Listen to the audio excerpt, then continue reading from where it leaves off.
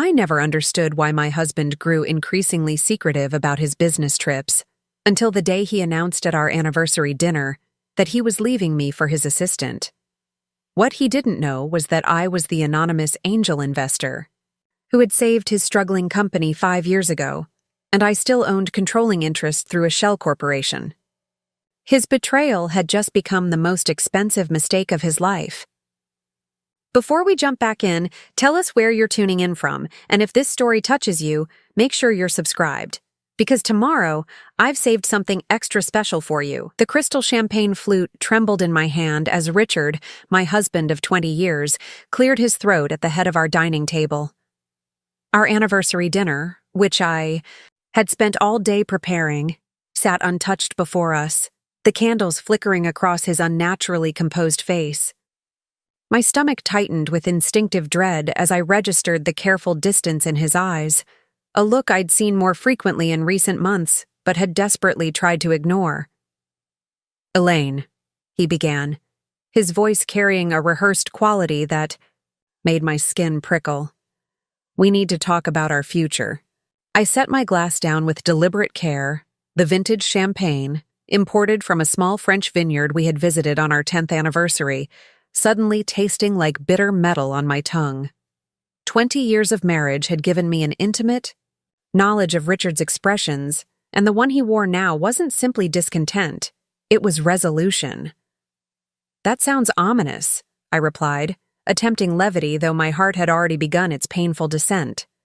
"I've been doing a lot of thinking lately," he continued, his eyes fixed on a point just beyond my shoulder, refusing to meet my gaze. "About life, about happiness, about what I really want." Outside, a soft summer rain began to patter against the windows of our colonial-style home in Connecticut, the home we had restored together room by room over 2 decades, the home where we had planned to grow old together. "And what is it that you want, Richard?" My voice remained steady, betraying none of the earthquake beginning within me. He inhaled deeply, finally meeting my eyes with a look that held not remorse, but impatience, as if this conversation were an inconvenient business meeting he needed to conclude before moving on to more important matters. "I want a different life, Elaine. I'm sorry, but our marriage isn't working for me anymore. It hasn't been for some time." The practiced way he delivered these words told me everything I needed to know. He had been rehearsing this speech, probably for weeks. The signs had been there, the late nights at the office, the business trips that grew increasingly vague in purpose, the distracted responses to my questions, the password changes on his phone. "I see," I said, because there was nothing else to say. The carefully prepared anniversary dinner congealed between us, an elaborate metaphor for our disintegrating marriage. "Is there someone else?" The slight flinch around his eyes answered before his words did. "That's not the point." "It is absolutely the point, Richard," I interrupted, my voice still measured despite the rising tide of anger. "After 20 years, I deserve the truth. Is there someone else?" The momentary flash of annoyance across his face, that I wasn't making this easier for him, sparked a cold fury deep within me. "Yes," he finally admitted, straightening his shoulders as if preparing for battle. "Vanessa." The name hit me like a physical blow. Vanessa Winters, his executive assistant of 3 years, the woman who called our home on weekends with urgent business matters. The woman whose name appeared with increasing frequency in his stories about the office. The woman who, at 31, was exactly 20 years my junior. "Your assistant." It wasn't a question. "She understands me, Elaine. She supports my vision for the company in ways you never have. We connect on multiple levels." I raised my hand, silencing him mid-justification. "Spare me the cliches. Please, how long?" He shifted uncomfortably in his chair, the fine wool of his tailored suit, a birthday gift from me just 2 months earlier, creasing slightly. "That's not important. How long Richard. 8 months, he admitted finally. But it started as just friendship. We never meant for it to happen. 8 months. While I had been planning our anniversary trip to Bali, while I had been volunteering at the hospital, while I had been managing our investment portfolio and attending his company functions, he had been betraying every vow we had ever made. I've already found an apartment in the city, he continued, his words now tumbling out in a rush. I'll be moving out this weekend. My lawyer will be in touch about the divorce proceedings. Your lawyer, I repeated, the words tasting foreign on my tongue. You've already spoken to a lawyer. I think it's best if we handle this efficiently, Richard said, his voice slipping into the same tone he used for difficult business negotiations. You'll be taken care of course. The prenup is generous. A sharp laugh escaped me, so harsh that it momentarily startled him into silence. The prenuptial agreement, the document that would now entitle me to a percentage of his personal wealth and our shared assets, but not any part of his precious company, Growth Curve Technologies, the company that had consumed his every waking thought for 15 years, the company that, as far as Richard knew, I had merely supported from the sidelines as the dutiful corporate wife. What Richard didn't know, what he had never bothered to ask, was that 5 years ago, when Growth Curve Technologies was on the brink of bankruptcy, I had become his company's salvation. The mysterious angel investor who had poured $12 million into Growth Curve through a shell corporation called Phoenix Ventures had not been the anonymous Silicon Valley veteran he'd assumed. It had been me, investing my inheritance, from my grandmother, channeled through a complex structure of LLCs and offshore accounts established by my brother, a financial advisor whose discretion I had secured with the promise of making him chief financial advisor when I eventually revealed my ownership. Yes, the prenup, I said, my mind racing ahead to calculations and contingencies that Richard couldn't begin to imagine. Tell me, Richard, how is the latest round of funding going for Growth Curve's expansion into the European market? Confusion flickered across his face at this apparent non sequitur. It's proceeding well. We have interested parties. Why are you asking about that now? Just curious about the future of your company, I replied, reaching for my champagne and taking a deliberate sip. Since we're discussing business matters. Richard's brow furrowed slightly, but his relief at my seemingly calm acceptance of his betrayal overrode any suspicion. He had expected tears, recriminations, perhaps even begging. My composed response clearly unsettled him, though not enough to make him reconsider his course. I am sorry, Elaine, he said, having the decency to at least look uncomfortable. I never wanted to hurt you. And yet, here we are, I replied, my gaze steady as I carefully placed my napkin on the table and stood. You should go now, Richard. I think we've said all that needs to be said tonight. He hesitated, perhaps surprised by my composure, before nodding and rising from his chair. I'll come by on Saturday to get my things while you're at your book club. How considerate of him to remember my schedule, I thought bitterly, even as he was tearing our life apart.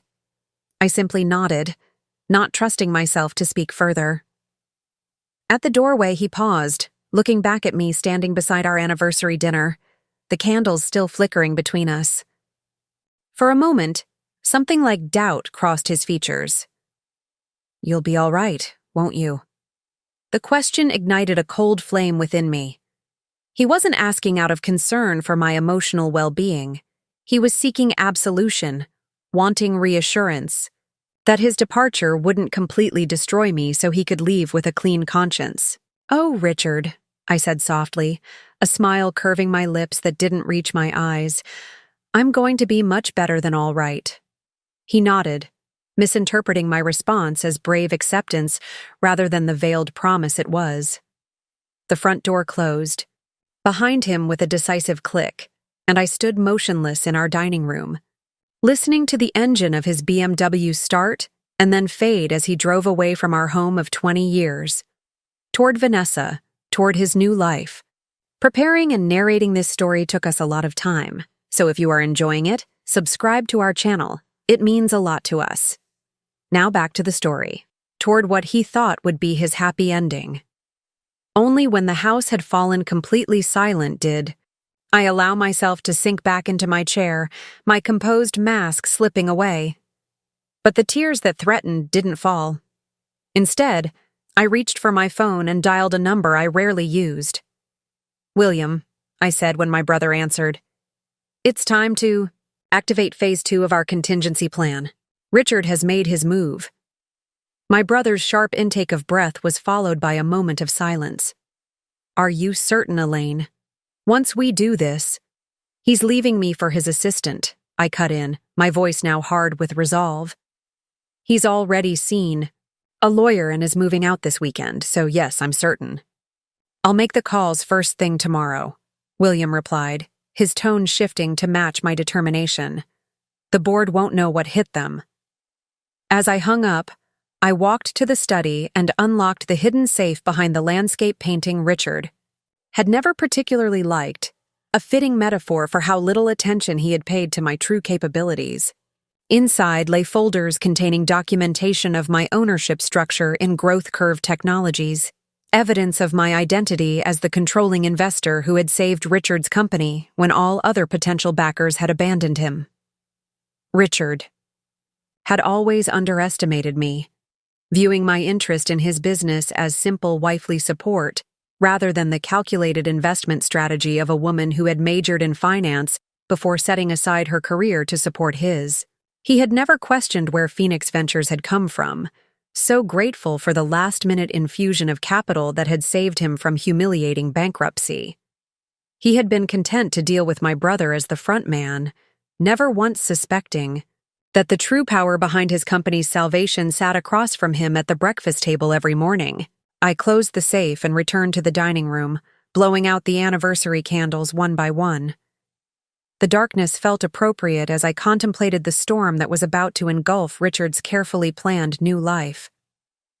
"You have no idea what's coming," I whispered to the empty room, the first genuine smile of the evening finally reaching my eyes. Richard had just made the most expensive mistake of his life, and I was going to enjoy every moment of his realization that in abandoning his wife, he had also alienated his company's most important investor. As I climbed the stairs to what had been our bedroom, I felt a strange sense of liberation. The shock and pain would come later, I knew. But for now, I allowed myself to savor the initial phase of what would become my masterful revenge. Richard thought he was walking away from an aging wife toward a bright new future. He had no idea. He was actually walking straight into a carefully orchestrated trap of my own design. Richard and I met at Northwestern University during my senior year. I was completing my finance degree with honors, already fielding offers from several prestigious firms in Chicago, while he was struggling through his MBA program with more ambition than actual business acumen. What Richard lacked in natural talent, however, he made up for with charisma and unwavering confidence. That confidence was what first attracted me to him. His absolute certainty that he would someday build a tech empire despite having limited coding skills and even less understanding of venture capital structures. People invest in people, not just ideas, he used to say, flashing that magnetic smile that made his eyes crinkle at the corners. And people want to invest in me. At 22, I found his conviction intoxicating. We married shortly after graduation, my practical nature complementing his dreamer mentality in ways that seemed perfect. I took a position at Merrill Lynch, while he cycled through startups, always chasing the next big idea, always certain that his breakthrough was just around the corner. 10 years into our marriage, when my grandmother passed away and left me a substantial inheritance, $12 million that my fiscally conservative family had kept quiet, Richard was working at a mid-level tech firm, his entrepreneurial dreams temporarily shelved. I was climbing the corporate ladder successfully, my investment portfolio outperforming market averages consistently enough that colleagues often sought my advice. "You should launch your own fund," my mentor suggested. over lunch one day. You have the talent and the track record. I considered it briefly, but Richard's newest aspiration intervened. He wanted to leave his job and start Growth Curve Technologies, a company focused on predictive analytics for retail businesses. His pitch was compelling. He had assembled a talented team of developers, secured a promising patent, and already had interest from several small businesses willing to beta test the software. "This is it, Elaine," he said, eyes bright with familiar excitement as he spread the business plan across our kitchen island. "This is the one that's going to change everything." What he lacked was capital. And against my better judgment, against the explicit advice of my financial advisors, I decided to support him, not just as a wife, but as an investor. But I did it my way. "I'm thinking of making some significant changes to my investment portfolio," I told my brother William over dinner. "Something with higher risk, but potentially much higher reward." William raised an eyebrow, his fork pausing, midway to his mouth. As my financial advisor and the only family member who knew the full extent of my inheritance, he had grown accustomed to my conservative investment approach. "That doesn't sound like you," he observed carefully. "What's changed?" "Nothing," I replied with practiced casualness. "I just think it's time to diversify." Later that night, after several glasses of wine and sworn promises of confidentiality, I revealed my true plan: to become the angel investor for Richard's new venture, anonymously. "He'll never take the money if he knows it's from me," I explained. His pride wouldn't allow it. William's skepticism was evident. "So, you want to create an elaborate shell company structure to secretly finance your husband's business venture without him ever knowing it's your money?"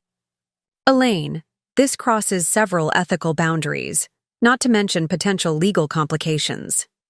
"Which is why I need your help to do it properly," I countered. "This way, he gets his chance without risking our entire financial security, and I maintain control of the investment through proper channels." After much deliberation, William reluctantly agreed, and Phoenix Ventures was born. A sophisticated structure of LLCs and offshore accounts that effectively masked my identity while giving me controlling interest. The name was my private joke, the mythical bird rising from the ashes, just as I would help Richard's dreams rise from the ashes of his previous failed attempts.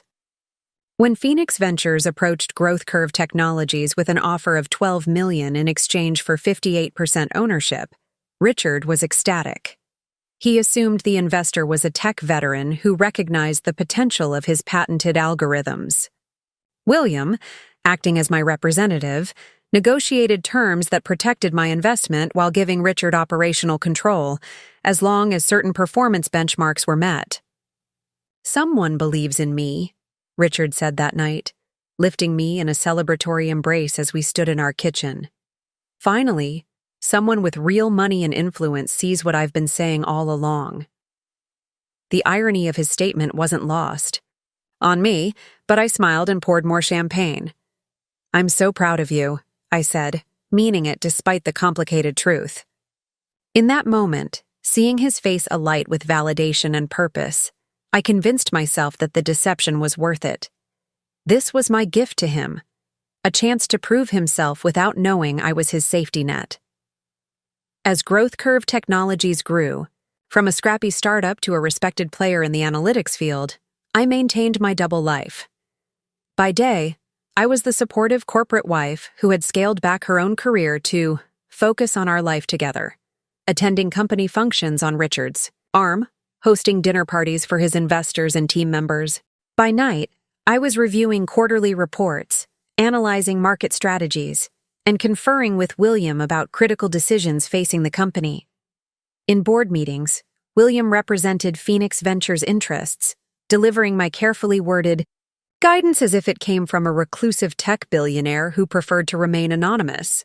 Richard occasionally expressed frustration with Phoenix's, demanding standards and detailed questions, never suspecting that he was actually complaining about his wife's business acumen. "The mysterious Mr. Phoenix is obsessed with European expansion," he grumbled one evening as we prepared for bed. "He's pushing us to move faster than I'm comfortable with." I hid my smile as I applied my night cream. "Maybe he sees potential you don't," I suggested mildly. "After all, he did bet $12 million on your vision." Richard's expression softened as he came to stand behind me, his hands resting on my shoulders as he met my eyes in the mirror. "You're right. I just wish sometimes that he trusted me a little more to run things my way." The guilt I felt in those moments was complicated. On one hand, I was deceiving the man I loved. On the other, I was protecting our financial future, while giving him the opportunity to succeed on what appeared to be his own merit. I told myself it was a loving deception, a necessary compromise. 5 years into this arrangement, as Growth Curve Technologies continued its steady growth and Richard's confidence soared with each successful quarter, I began to notice subtle changes in our relationship. The man who had once shared every business challenge with me over dinner now deflected my questions about work. The husband who had sought my advice on everything from hiring decisions to marketing strategies now changed the subject when I inquired about company matters. The first time Richard canceled our anniversary trip due to a critical business meeting that couldn't be rescheduled, I accepted his apology with grace. When he missed my father's funeral because of an emergency investor call that William later confirmed never happened, I began to wonder. And when Vanessa's name started appearing in his anecdotes with increasing frequency, her contributions to company successes highlighted with particular enthusiasm, I recognized the signs I had been ignoring. "How's the new assistant working?" "Out?" I asked casually over breakfast one morning, noting how he brightened at the mere mention of her. "Vanessa? She's extraordinary," Richard replied, his expression animated in a way it rarely was when discussing our life together anymore.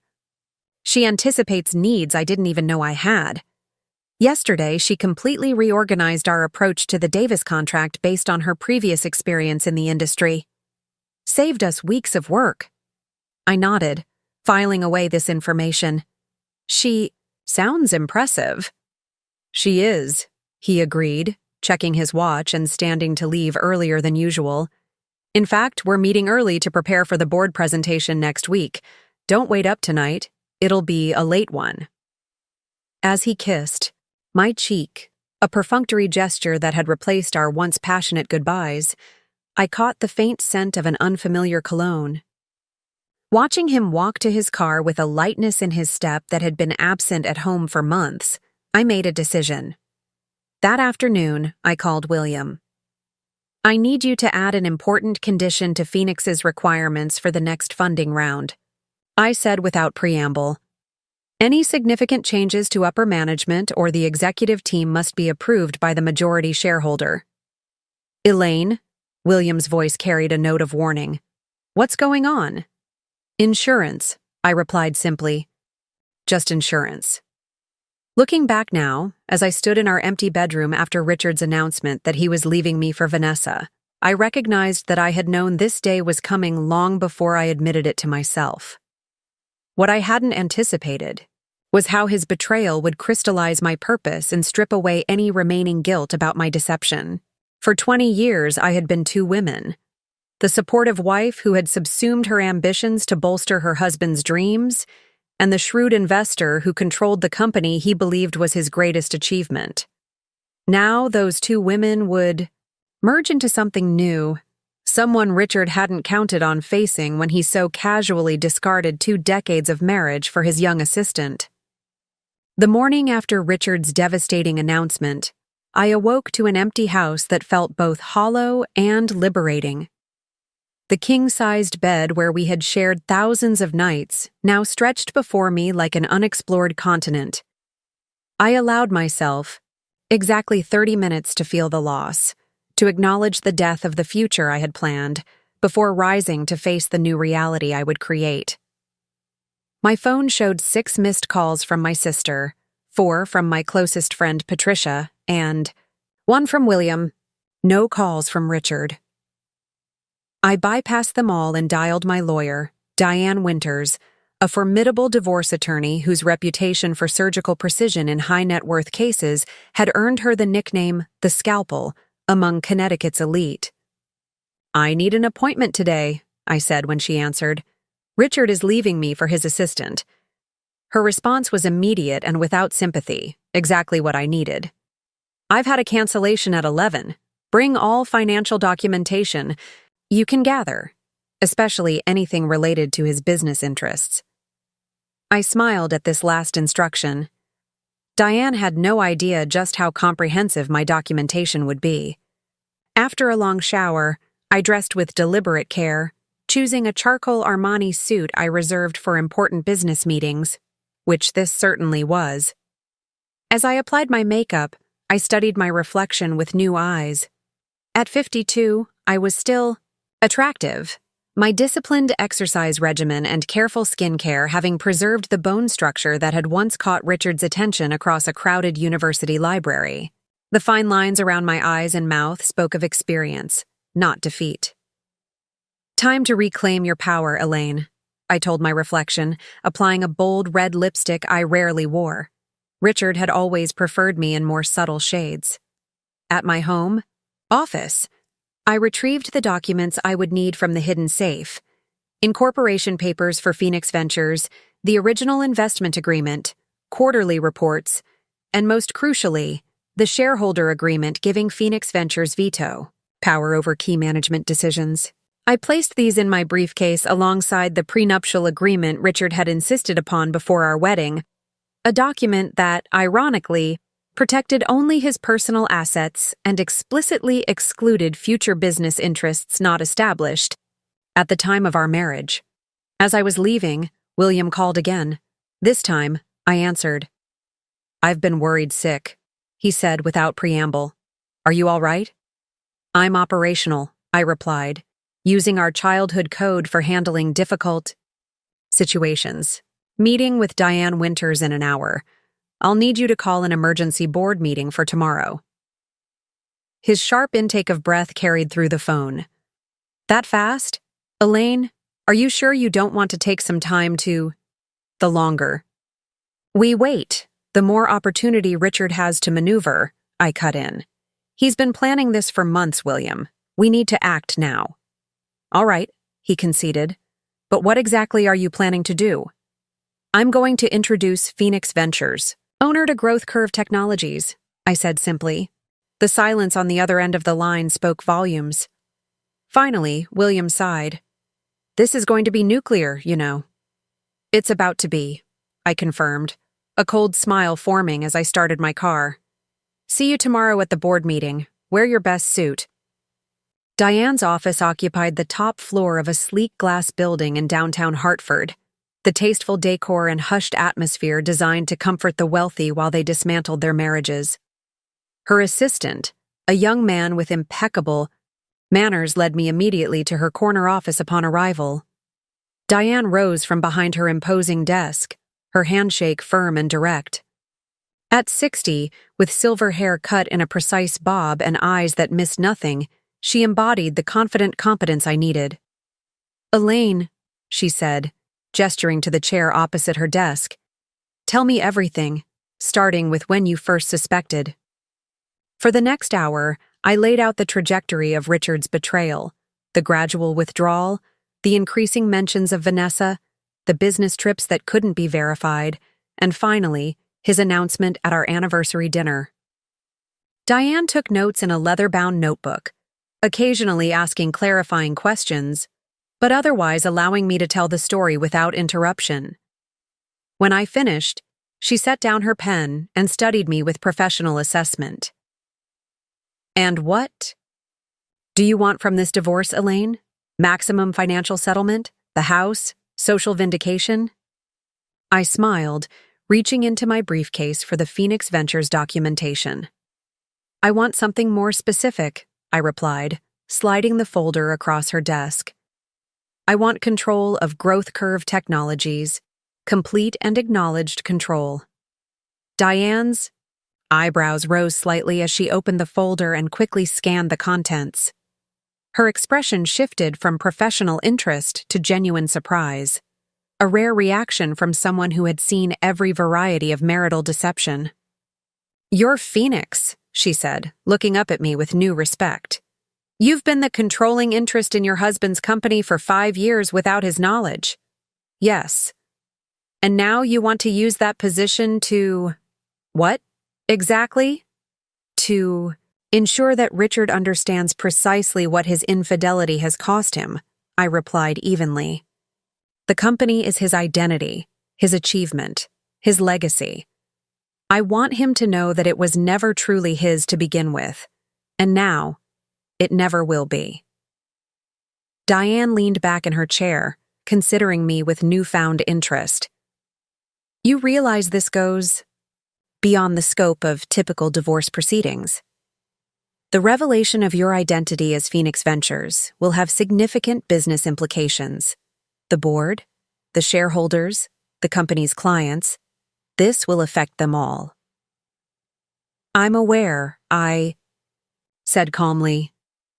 "I've spent 5 years protecting this company's interests as its majority shareholder. I won't destroy what I've helped build, but Richard needs to understand that actions have consequences." "And the girlfriend? The assistant? Vanessa?" Diane asked, making another note. "Let's just say her position within the company will be subject to review," I replied, the understatement deliberately mild compared to what I had planned.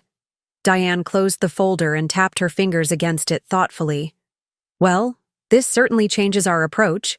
Typically, I'd be fighting to get you a portion of the business value in the settlement. But you already own the majority of it." A small appreciative smile crossed her face. "That's rather brilliant, actually." "It wasn't planned as divorce insurance," I admitted. "It was meant to protect our joint financial future while giving Richard his chance to succeed." "And yet here we are," Diane observed. "Here we are," I agreed. She straightened in her chair. All business once more. "All right then. We'll still file for divorce, of course, but I suggest we delay serving him until after your revelation at the board meeting. The shock value alone will be significant leverage in negotiations." I nodded, retrieving a small flash drive from my purse and placing it on her desk. "This contains additional documentation you might find useful. Emails from Richard to Vanessa that William was able to access through the company server. Some are quite explicit about their relationship and their plans for after he leaves me." Diane picked up the drive with a raised eyebrow. "Obtained legally, I hope?" "William is the CIO of Growth Curve and the board representative for Phoenix Ventures. He has every right to monitor company communications, especially those that might impact shareholder value," I replied smoothly. "All emails were sent on company devices using company accounts." She pocketed the drive with a nod of approval. "You've been thorough. Now let's discuss tomorrow's board meeting. You're planning to reveal yourself as Phoenix Ventures to the entire board, including Richard?" "Yes," I confirmed. "William has called an emergency session under the pretext of discussing the European expansion funding. All board members will be present, including Richard and the CFO, Harriet Mills, who has been my unwitting ally in maintaining financial discipline at Growth Curve." "And how do you expect Richard to react?" Diane asked, her tone carefully neutral. I considered this question, trying to picture Richard's face when his world imploded. Initially, disbelief, then anger. He hates being blindsided. Then calculation. Richard always looks for angles, for ways to turn situations to his advantage. He'll try to find a way to wrest control back or to minimize the damage to his position. "Which won't be possible," Diane noted, reviewing the shareholder agreement again. "No," I agreed. "Phoenix Ventures, which is to say I, own 58% of Growth Curve Technologies. Richard owns 23%, with the remainder distributed among other minor investors and the employee stock option pool. The mathematics are quite straightforward." Diane closed her notebook and fixed me with an evaluative stare. "Elaine, I've represented hundreds of wronged spouses over my career. Most arrive in my office broken, furious, or both. You seem methodical, controlled. Are you certain you want to proceed this aggressively, this quickly? The question gave me pause. Was I being too calculating, too cold in my response to Richard's betrayal? The pain was there, certainly. 20 years of shared life discarded for a younger woman, the humiliation of being left on our anniversary, the casual cruelty of his planned departure during my book club. But beneath that pain lay something harder, something formed through years of watching Richard take credit for successes that my capital and my brother's guidance had made possible. Richard believes he's entitled to happiness at my expense, I said finally. He believes he can discard me and still keep the company that I saved, that my money built, that my judgment protected. I'm not being aggressive, Diane. I'm simply correcting his misconception. She held my gaze for a moment longer before nodding with what appeared to be approval. Very well. I'll prepare the divorce filing, but hold it until after tomorrow's meeting. Call me immediately afterward. I want a full report on his reaction. As I left her office, the weight of what I was about to do settled around my shoulders, not as a burden, but as a mantle of purpose. Tomorrow, Richard would discover that in choosing Vanessa over me, he had made a catastrophic business decision. The revelation would not just change the dynamics of our divorce, it would fundamentally alter his understanding of the past 5 years of his life. The thought should have brought satisfaction, perhaps even vindictive pleasure. Instead, I felt a strange calm, the quiet certainty of someone who had finally stopped playing a role and stepped into her authentic power. For 2 decades, I had been Richard's supportive wife. For 5 years, I had been his anonymous benefactor. Tomorrow, I would simply be myself, the woman who owned his company and was about to change his life forever. The day of the board meeting dawned with a crystalline clarity that seemed fitting for what was to come. I'd slept surprisingly well, waking before my alarm to the unfamiliar silence of the house. No sounds of Richard's shower running, no coffee machine humming on his programmed timer, no CNBC murmuring financial updates from the bedroom television. Just stillness and the gentle tick of the antique grandfather clock in the hallway. AI, wedding gift from Richard's parents that had marked the passing of our 20 years together. Instead of feeling diminished by these absences, I found myself expanding into the empty spaces. I took my coffee onto the back terrace, something Richard had always complained about because he feared neighbors might see me in my robe, and watched the sun rise over our meticulously landscaped garden. Birds darted between the maple trees, unconcerned with human dramas. The world continued turning despite betrayal, despite endings, despite revelations yet to come. My phone vibrated with a text from William. Car service confirmed for 9:30. Documents printed and ready. Are you sure about this? I smiled at my brother's persistent concern. Absolutely, I texted back. See you there. The corporate headquarters of Growth Curve Technologies occupied 3 floors of a modern glass tower in Stamford, a 40-minute drive from my home in Greenwich. I had visited the offices a dozen times in my role as Richard's wife, always carefully performing the part of the impressed spouse being shown her husband's kingdom. Today would be different. I chose my outfit with strategic precision. A navy Chanel suit that conveyed authority without ostentation, paired with subtle diamond studs and my grandmother's sapphire ring, the one tangible reminder of the inheritance. That had changed everything.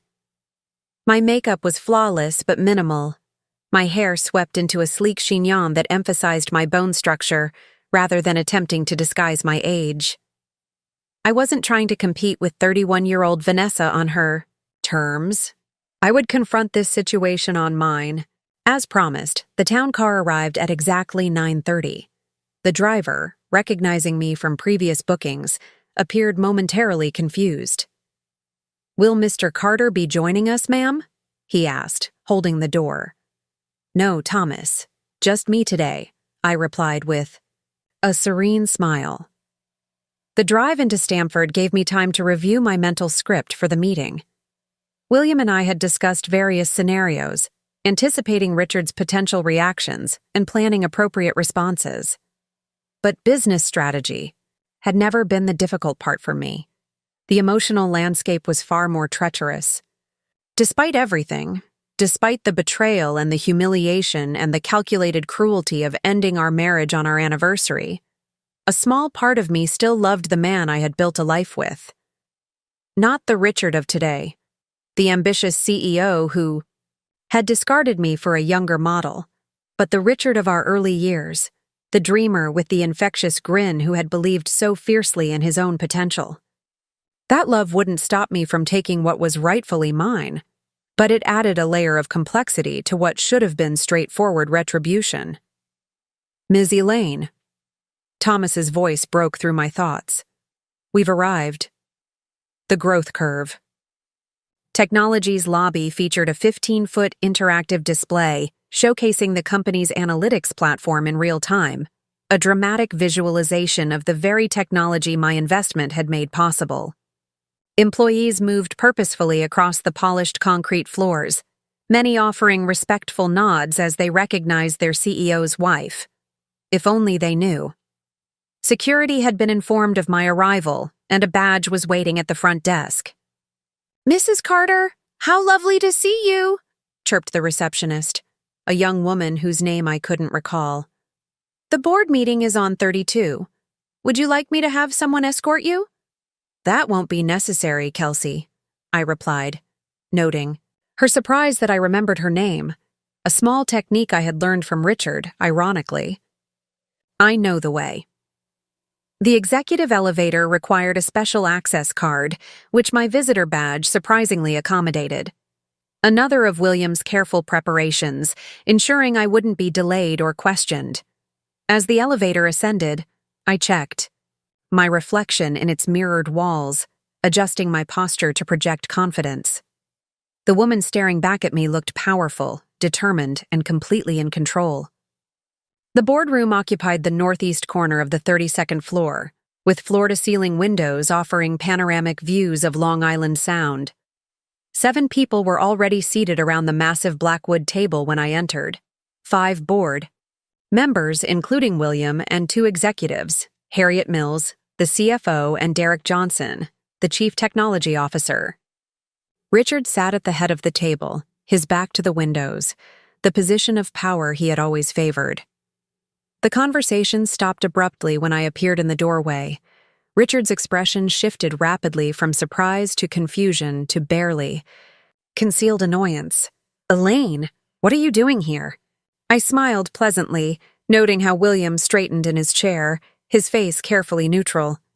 "Good morning, everyone. I apologize for any confusion, but today's meeting actually couldn't proceed without me." Richard stood, his movement sharp, with irritation. He wore the charcoal Tom Ford suit I had given him for Christmas, I noticed with a flash of irony. "Elaine, this is a private board meeting. I understand you might be upset about our conversation, but this is highly inappropriate." Before I could respond, the door behind me opened again, and Vanessa entered, carrying a portfolio and a tablet. She froze when she saw me, her professionally composed face flickering with unmistakable guilt before she recovered. "Mrs. Carter," she managed, the slight tremor in her voice betraying her discomfort. "I didn't realize you would be joining us today." "Evidently not," I replied evenly, holding her gaze until she looked away. Richard stepped around the table, lowering his voice as he approached me. "Elaine, please don't do this. Don't make a scene. We can talk later, in private."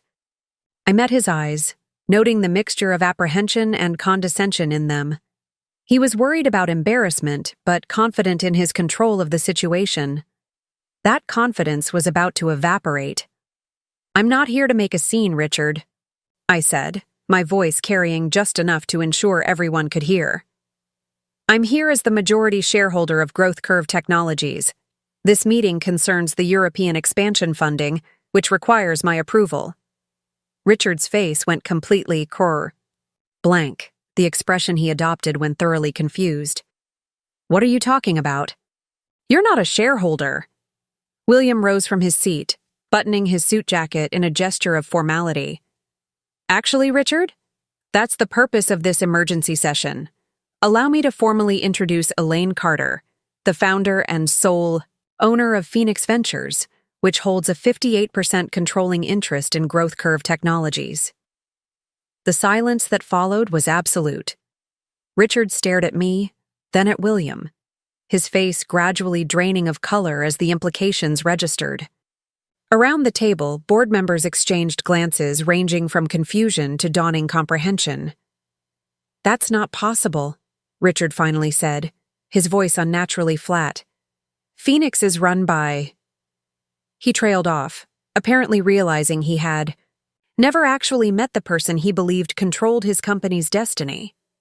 "By me," I completed his sentence, moving past him to take the empty chair at the opposite end of the table, directly facing his seat of assumed authority.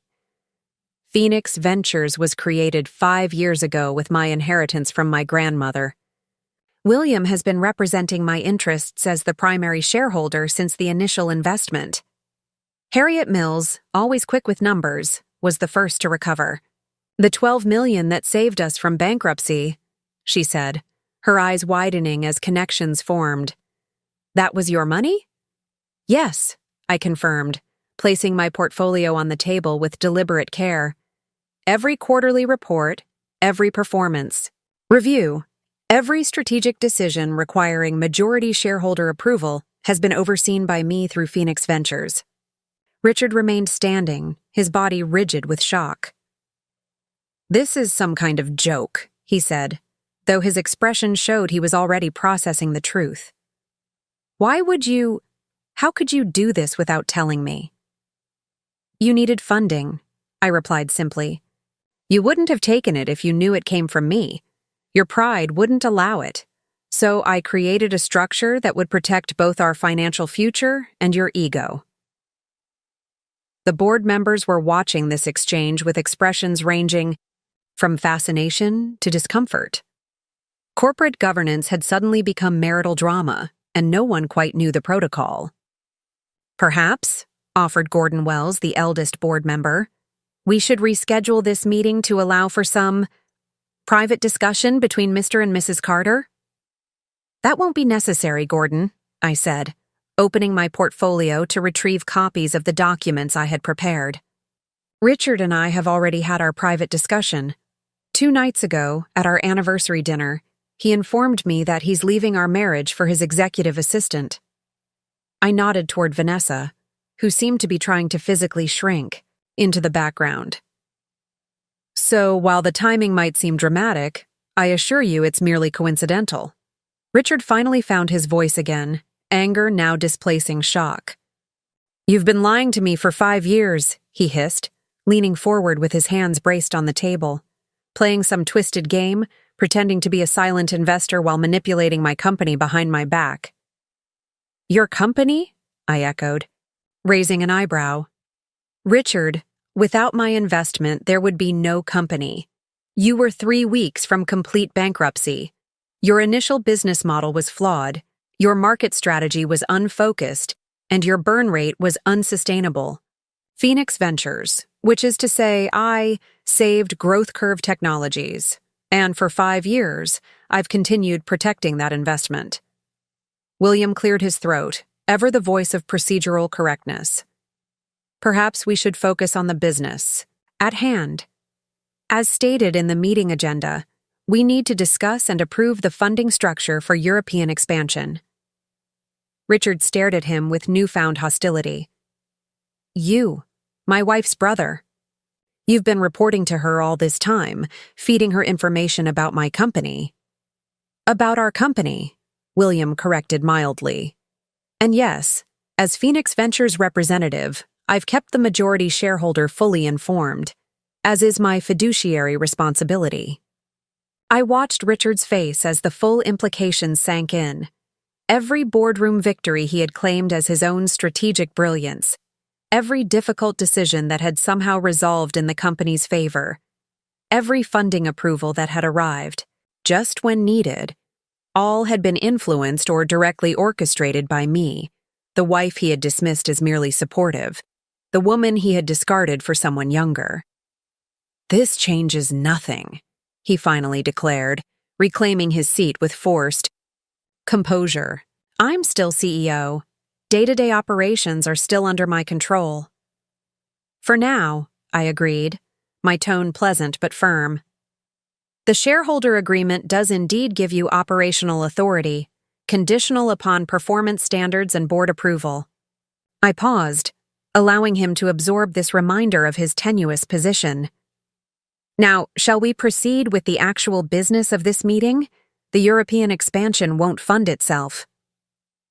As the meeting reluctantly shifted to its official agenda, I observed the subtle realignment of power around the table. Board members who had previously directed their comments primarily to Richard now glanced at me before speaking. Harriet's financial projections, always meticulous, were suddenly presented with extra attention to detail. Even Derek, who had always been Richard's strongest ally on the technical side, seemed to be re-evaluating his alliances in real time.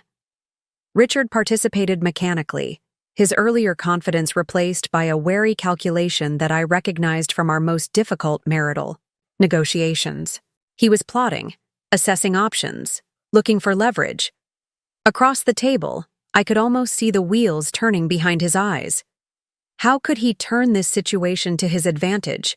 How could he regain control? What Richard failed to realize was that the game had fundamentally changed. He was no longer playing against a wife who might be persuaded by emotional appeals or manipulated through shared history. He was facing a majority shareholder with legal authority to determine the company's future, and by extension, his own. As the meeting concluded, I watched Richard exchange a quick, anxious glance with Vanessa, who had remained silent throughout, taking notes with her head bowed. I wondered if she was reconsidering the wisdom of hitching her future to a man whose own position had just been revealed as far more precarious than anyone had realized. "He'll try to force a buyout," William predicted as our town car navigated the afternoon traffic back to Greenwich. "Richard won't be able to stand working under your authority, especially now." I gazed out the window at the passing scenery, considering this assessment. Possibly. But he'd need financing to buy my shares, and those shares are worth considerably more than he can raise on his own. William's reflection in the window looked troubled. "Don't underestimate him, Elaine.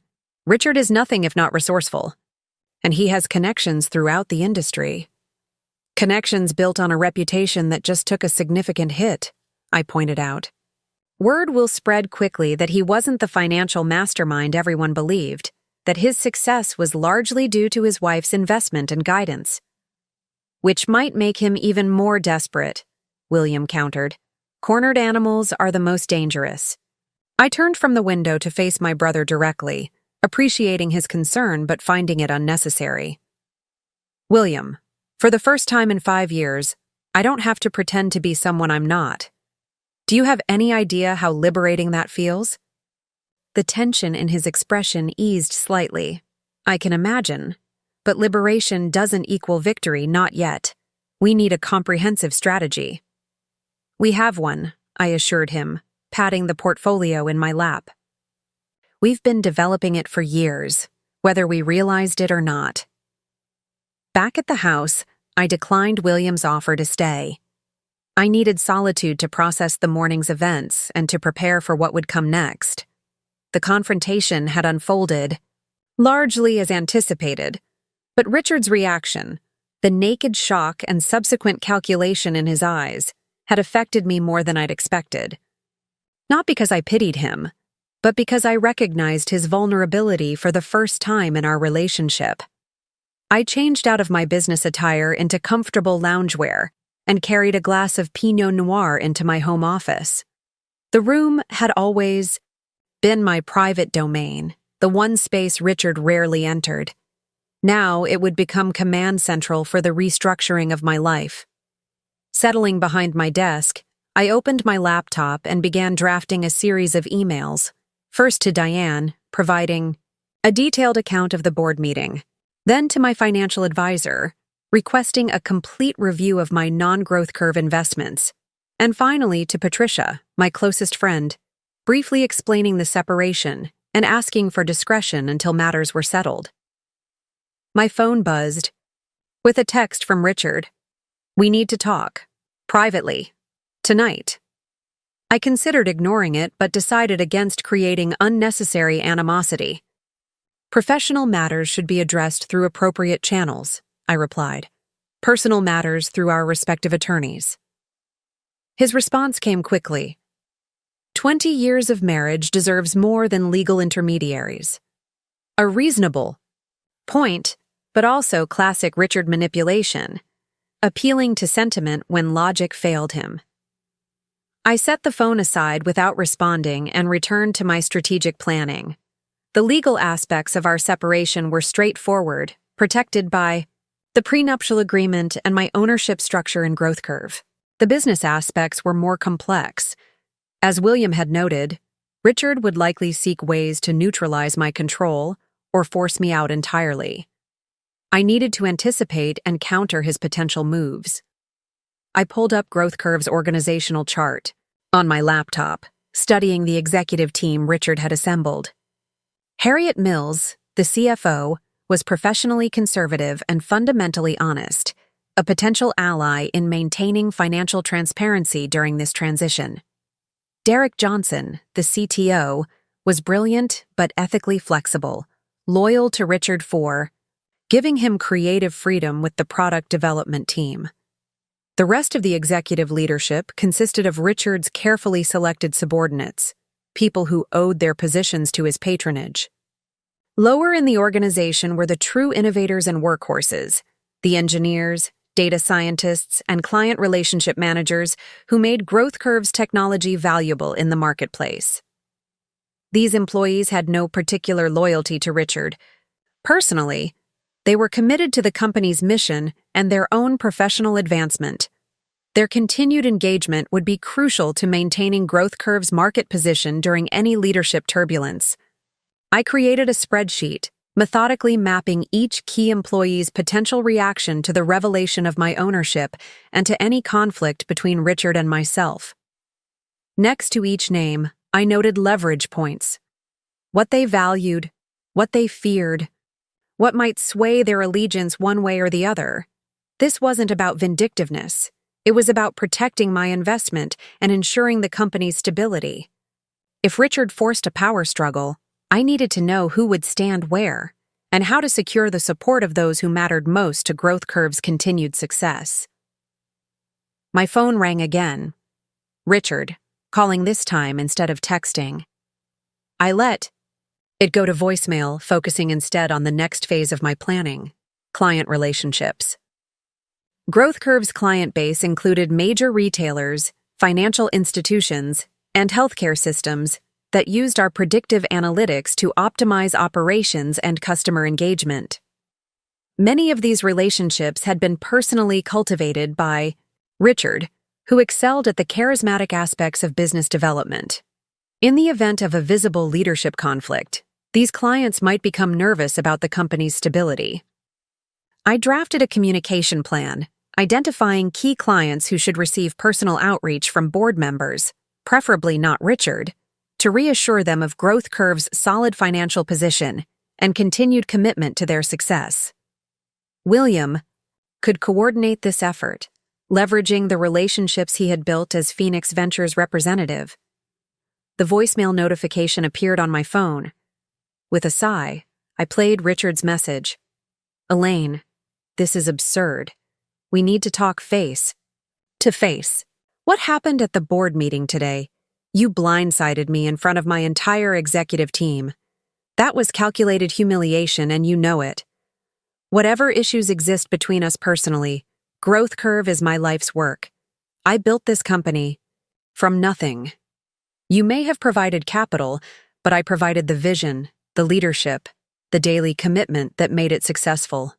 We need to find a way forward that acknowledges both contributions. Call me back, please." His tone shifted from indignation to persuasion to something almost like pleading by the end, an emotional journey that the old Elaine might have found compelling.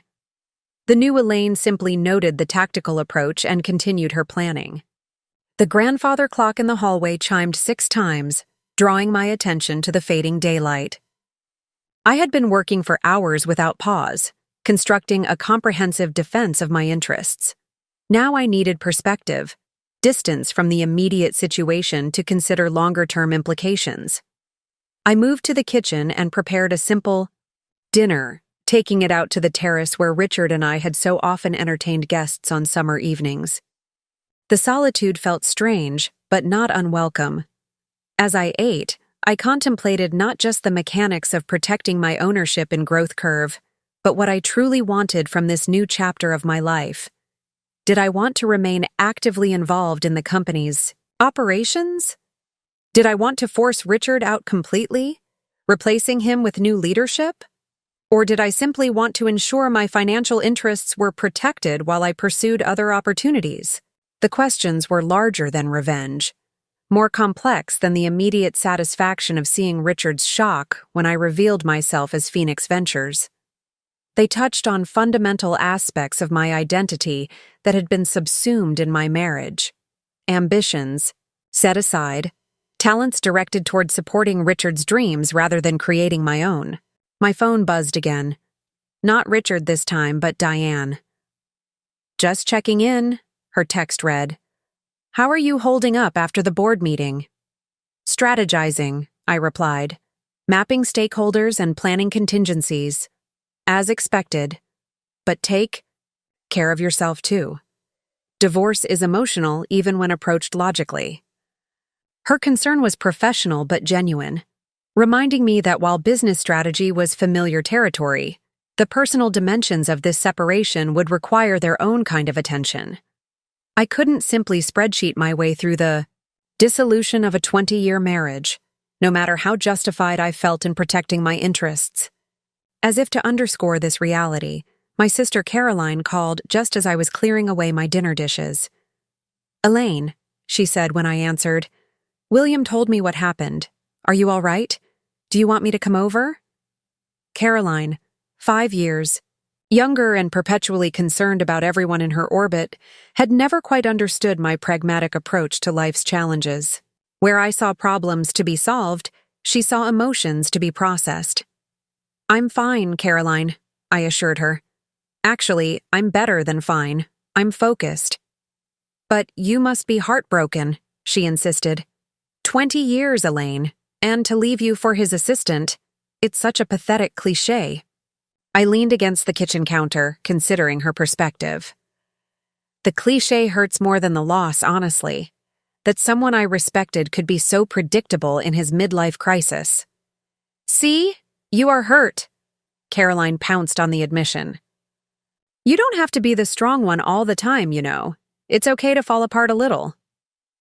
"I don't have time to fall apart," I replied, more sharply than intended. Softening my tone, I added, "But I appreciate your concern. Really. I'm just not built for dramatic breakdowns. At least promise me you'll come to dinner this weekend," she pressed. "The kids miss their aunt, and Daniel's grilling that salmon you like." The normalcy of family dinner beckoned, a reminder that life continued beyond the current crisis. "Sunday might work," I conceded. "I'll let you know." After ending the call, I returned to my office with fresh perspective. Caroline was right about one thing. There was an emotional dimension to this situation that I couldn't simply strategize away. Richard's betrayal hurt. The years invested in our marriage mattered. The public humiliation of being left for a younger woman stung my pride. But unlike many in my position, I had something beyond emotion to focus on. Concrete leverage that would determine not just the financial outcomes of our divorce, but the future of Richard's professional identity. The company he believed defined him was, in fact, more mine than his. This realization crystallized my next steps. Opening a new document on my laptop, I outlined 3 parallel strategies. First, a defensive approach to protect my controlling interest in Growth Curve from any attempts by Richard to dilute or challenge it. This would involve legal reinforcements of the existing shareholder agreement, activation of hitherto unused governance provisions, and strategic communication with board members to ensure their understanding of where true authority rested. Second, an operational strategy to maintain growth curve's market position and financial performance during this period of leadership tension. This would require careful management of key client relationships, strategic reassurance of valuable employees, and transparent communication with investors about the company's stable foundation despite personal changes among leadership. And, third, this one giving me particular satisfaction to formulate, a contingency plan for Richard's eventual departure from Growth Curve Technologies. Not an immediate forced resignation, which might destabilize the company, but a carefully orchestrated transition that would leave him professionally adrift while preserving the business he thought he had built. As I refined these strategies late into the evening, my phone remained silent. Richard had apparently given up his attempts at direct communication for the night. This temporary reprieve allowed me to work uninterrupted, transforming raw plans into actionable steps, complete with timelines and responsibility assignments. By midnight, I had a comprehensive roadmap for the coming weeks, a strategy not just for surviving Richard's betrayal, but for thriving despite it. The woman who had once subordinated her financial acumen to her husband's ego had fully reclaimed her power, and she would not relinquish it again. I saved my work, closed my laptop, and prepared for bed with a sense of purpose that overwhelmed any lingering sorrow.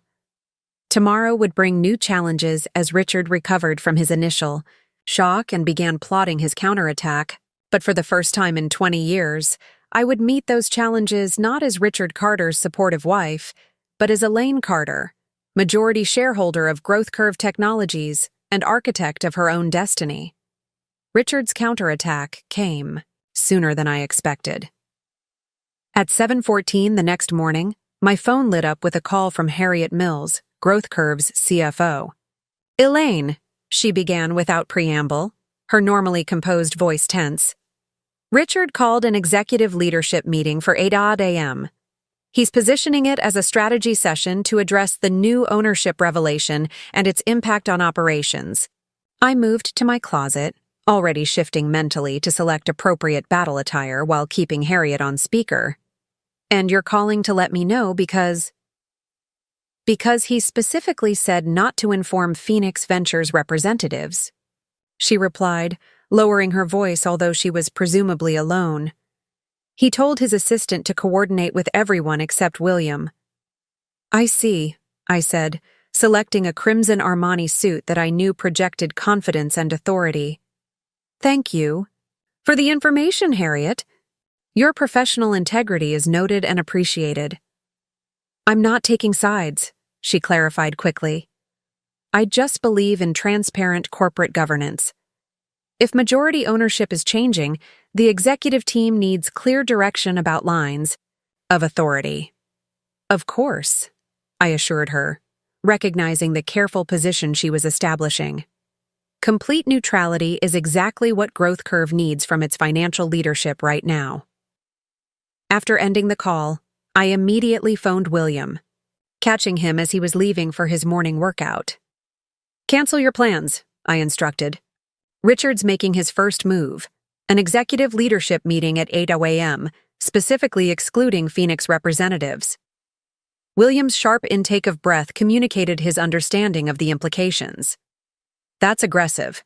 What's your counter move?" "We're attending, of course," I replied, already laying out accessories to complement my chosen outfit. "But first, I need you to call Gordon Wells and Sumitra Patel from the board. They need to be there too." "On what grounds?" William asked. "This sounds like an operational meeting, not governance." "On the grounds that Richard is attempting to create a narrative about ownership transition without the owners present," I explained. "Gordon and Sumitra are the most senior independent board members. They need to witness whatever Richard is planning." "He'll be furious," William noted, though I could hear him already typing messages on his phone. "That's rather the point," I replied. "Now, meet me at Growth Curve in 45 minutes. We're going to leverage Richard's first mistake." As I dressed, I considered Harriet's call with greater attention. Her decision to inform me wasn't just professional ethics, it was a calculated positioning on her part. The CFO was hedging her bets, establishing value to both sides of a potential power struggle. It was exactly the kind of strategic thinking I would expect from someone who had survived multiple corporate restructurings throughout her career.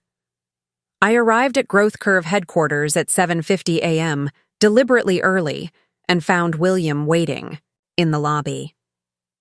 He wore his most authoritative dark suit and carried an expensive leather portfolio that projected serious business intent.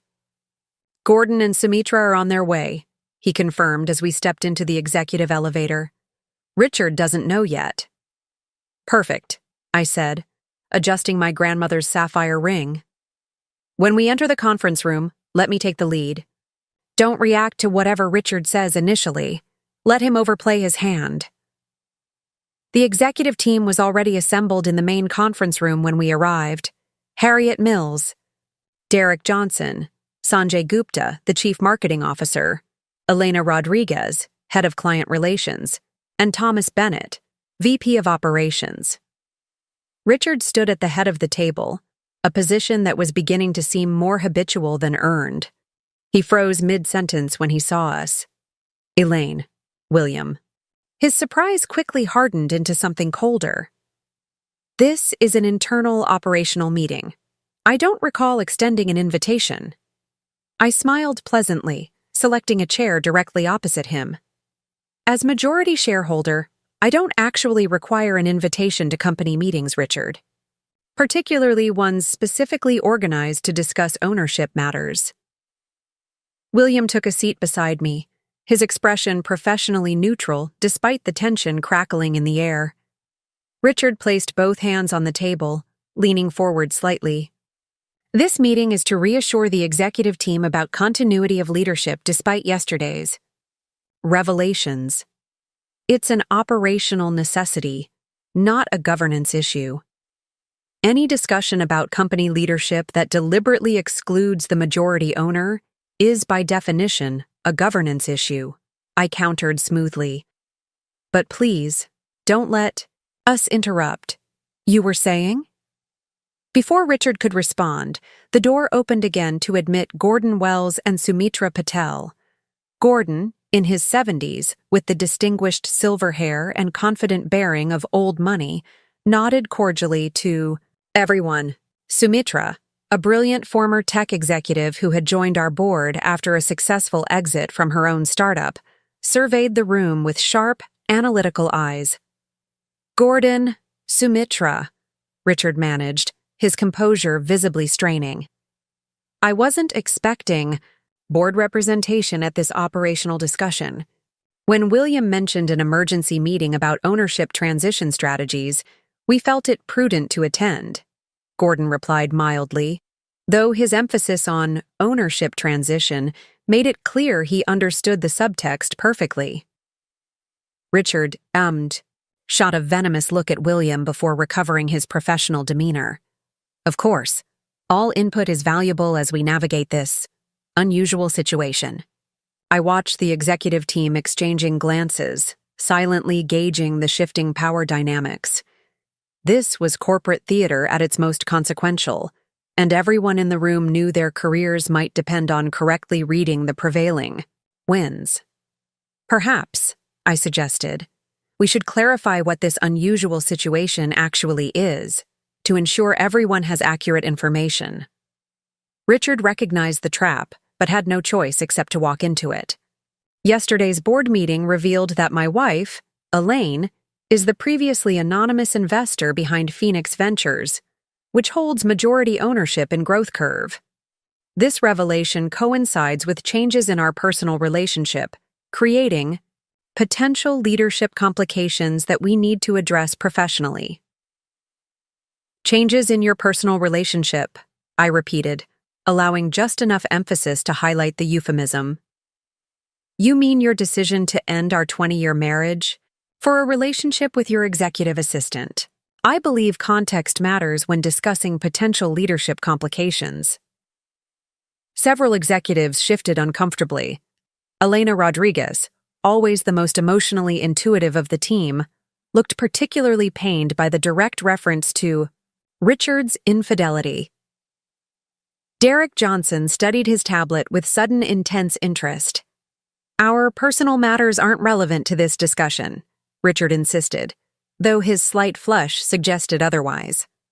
"On the contrary," Sumitra interjected, her precise, accented English carrying the authority of someone unused to being contradicted.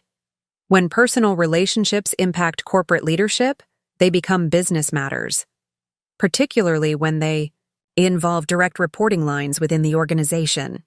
She glanced pointedly toward the door, through which Vanessa would normally have entered with Richard. Richard recognized he was losing control of the narrative. "The purpose of this meeting is to assure everyone that despite these complications, Growth Curve's operations will continue smoothly. I remain CEO, fully committed to our strategic objectives and growth targets." "While operational continuity is indeed crucial," I said, opening my portfolio and distributing printed documents to everyone at the table, "I believe we should address the governance questions first. What I've provided is a summary of the shareholder agreement that has governed Phoenix Ventures' relationship with Growth Curve Technologies for the past 5 years. As the executives reviewed the document, I continued. You'll note in Section 4.3 that the majority shareholder, Phoenix Ventures, which is now publicly identified as me, has approval rights over all executive leadership appointments, compensation, structures, and significant operational decisions. This has always been the case, though previously exercised through William as my representative. Richard's jaw tightened as he skimmed the highlighted sections. These provisions were designed for extraordinary circumstances, not day-to-day management. Actually, William corrected gently, they've been actively used throughout Growth Curve's development. Every executive hire, including Vanessa Winters, was approved through these provisions. Every compensation package, including your most recent raise, Richard, was reviewed and authorized under this framework.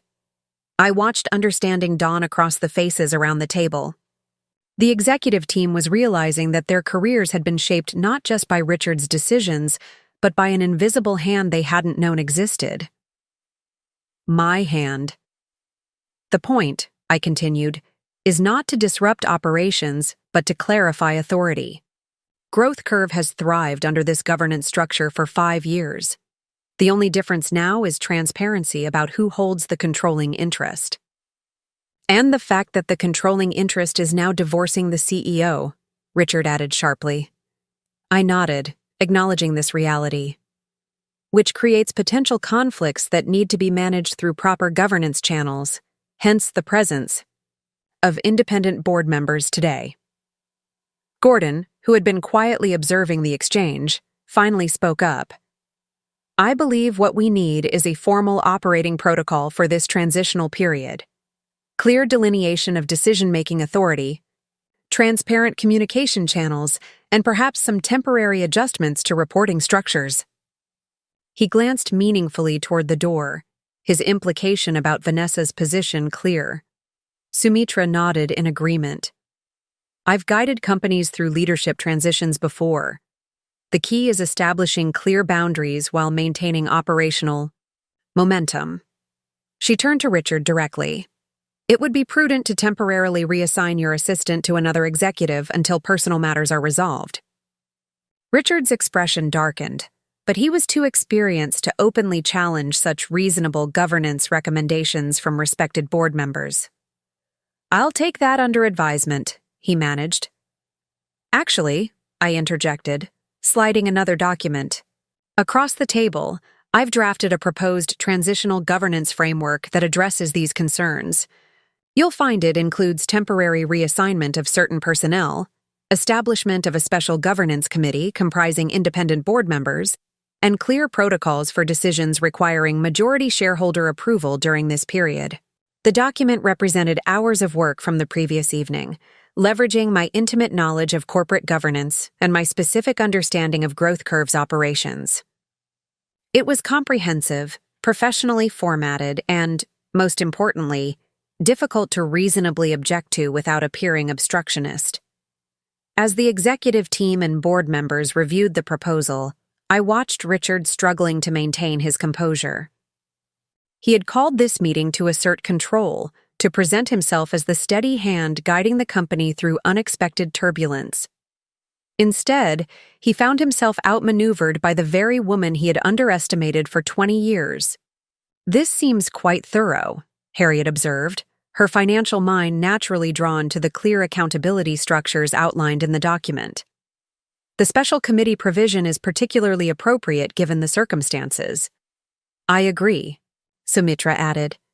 "This provides necessary guardrails without impeding operational effectiveness." Richard recognized defeat in this round, but attempted to salvage some authority. "I'll need time to review these recommendations in detail before implementation. As CEO, I have a responsibility to ensure any governance changes support our strategic objectives." "Of course," I conceded graciously. "The board's governance committee can convene tomorrow to formally consider adoption. In the meantime," I added, turning to the executive team, "I want to assure everyone that Growth Curve's mission and strategy remain unchanged. My financial commitment to the company's success is as strong as ever. It always has been, though previously through Phoenix Ventures." Gordon, with the perfect timing of an experienced corporate diplomat, stood to signal the meeting's conclusion. "I believe this has been a productive first step in establishing appropriate protocols for the transition period. Richard, Elaine, thank you both for your commitment to handling this situation professionally." As the meeting dispersed, I remained seated, watching Richard gather his materials with short, angry movements that betrayed his frustration. When we were alone in the conference room, he finally spoke directly. "That was a masterclass in corporate maneuvering," he said, his voice tight with controlled anger. "I didn't know you had it in you." "That's rather the point, isn't it?" I replied, gathering my own portfolio with unhurried precision. "You never bothered to know what I had in me. You were too busy building the myth of the self-made tech, visionary to notice that your success rested on someone else's foundation." "I built this company," he insisted, a familiar refrain that now sounded hollow even to his own ears, judging by the flicker of uncertainty that crossed his face.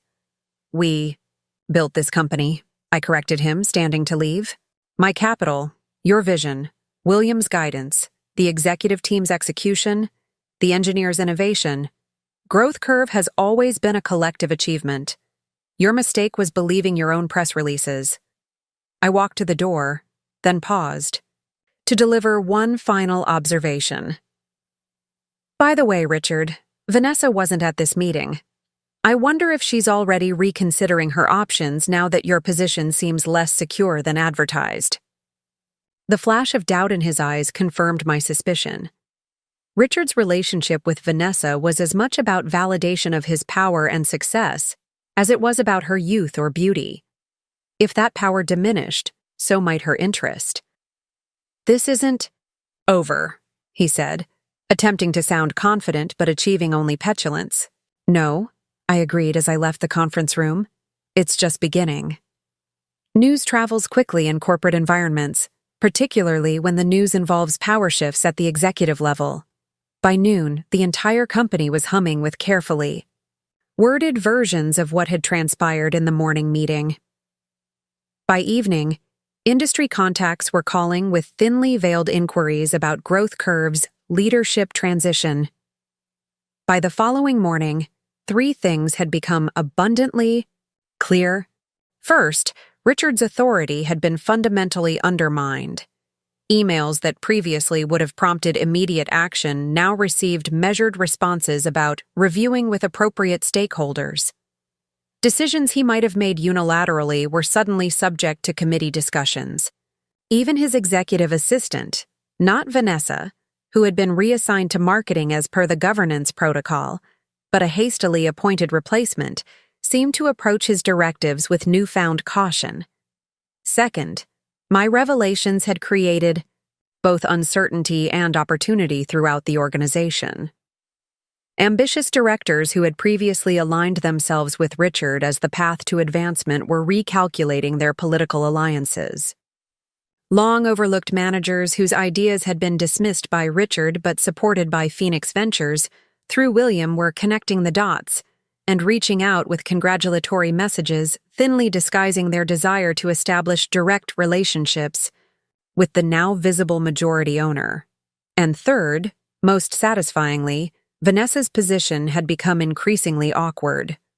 Her reassignment to marketing, specifically to support Sanjay Gupta's team on the European expansion messaging, isolated her from Richard physically and organizationally. The transparent nature of her promotion from entry-level administrative assistant to Richard's executive aide just 3 months after joining the company now raised eyebrows that had previously been diplomatically lowered. I observed these developments, not from the sidelines but from a newly established office on the 31st floor of Growth Curve headquarters, one floor below the executive suite where Richard maintained his corner office. William had arranged the space, formerly a conference room used for client presentations, to be quickly converted into a suitable workspace for Phoenix Ventures' direct representation. On Thursday morning, 3 days after the initial board meeting revelation, I was reviewing European market penetration strategies when Elena Rodriguez, the head of client relations, requested a meeting. Elena had always been politely friendly during company functions, but never particularly warm.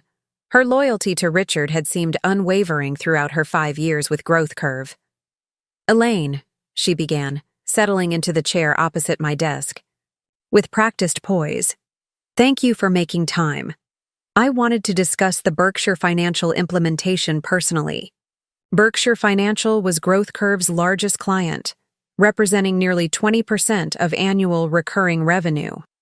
The implementation Elena referred to was a major expansion of their predictive analytics package, scheduled to launch in 6 weeks and critical to hitting quarterly revenue targets. "Of course," I replied, curious about her real purpose.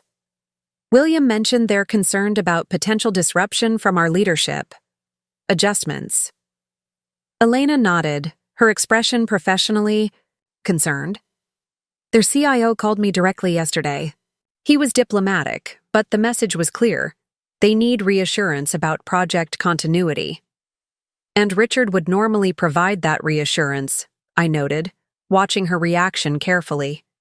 She hesitated briefly before responding. "Typically, yes. But under the circumstances, I thought perhaps." She trailed off, clearly uncomfortable with directly suggesting that Richard might not be the right face for client confidence at the moment. "You thought perhaps the majority shareholder might better convey stability and commitment," I finished for her. "Exactly," she acknowledged, seeming relieved at my directness. "Berkshire has invited us to their headquarters tomorrow for a project review. Richard is scheduled to attend, but I wondered if you might consider joining as well, or possibly." "They're replacing him as the executive representative," I supplied, understanding the unspoken suggestion. Elena maintained her diplomatic composure, but her relief was evident. "The governance protocols you established do specify that client relationships of Berkshire's magnitude fall under the special committee's oversight during the transition period." I sat back, observing this first clear evidence of a key executive hedging her bets, or perhaps more accurately, recognizing where true authority now resided. Elena wasn't being disloyal to Richard precisely. She was prioritizing company interests and client relationships over personal allegiances. It was exactly the kind of professional judgment I would expect from someone in her position. "I appreciate your bringing this directly to my attention," I said, making a quick decision. "You're right that Berkshire's confidence is paramount. I'll attend tomorrow's meeting with you. Please inform Richard that the Special Governance Committee has designated this a priority relationship requiring majority shareholder representation." The subtle shift in Elena's posture, a relaxing of tension she probably hadn't realized she was displaying, told me I'd made the right call. "Thank you. I'll update the meeting details and brief you on the specific concerns they've raised." After Elena left, I contacted William to discuss the implications of this development. "It's starting," I told him. "The realignment I expected." Elena just effectively invited me to supplant Richard in the Berkshire relationship. "Faster than I anticipated," William observed. "Have you heard from Diane about the divorce filing?"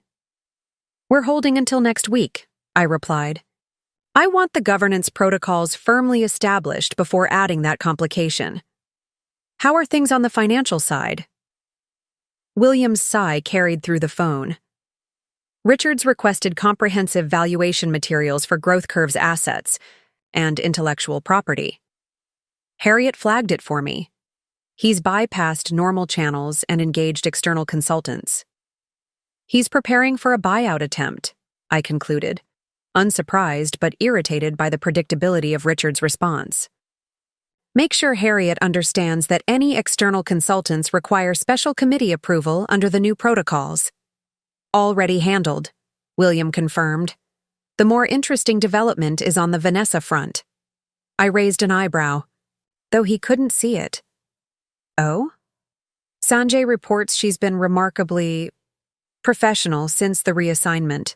Focused, efficient, making insightful contributions to the European marketing strategy, almost as if she's positioning herself as valuable to the organization beyond her relationship with Richard," I finished, understanding immediately.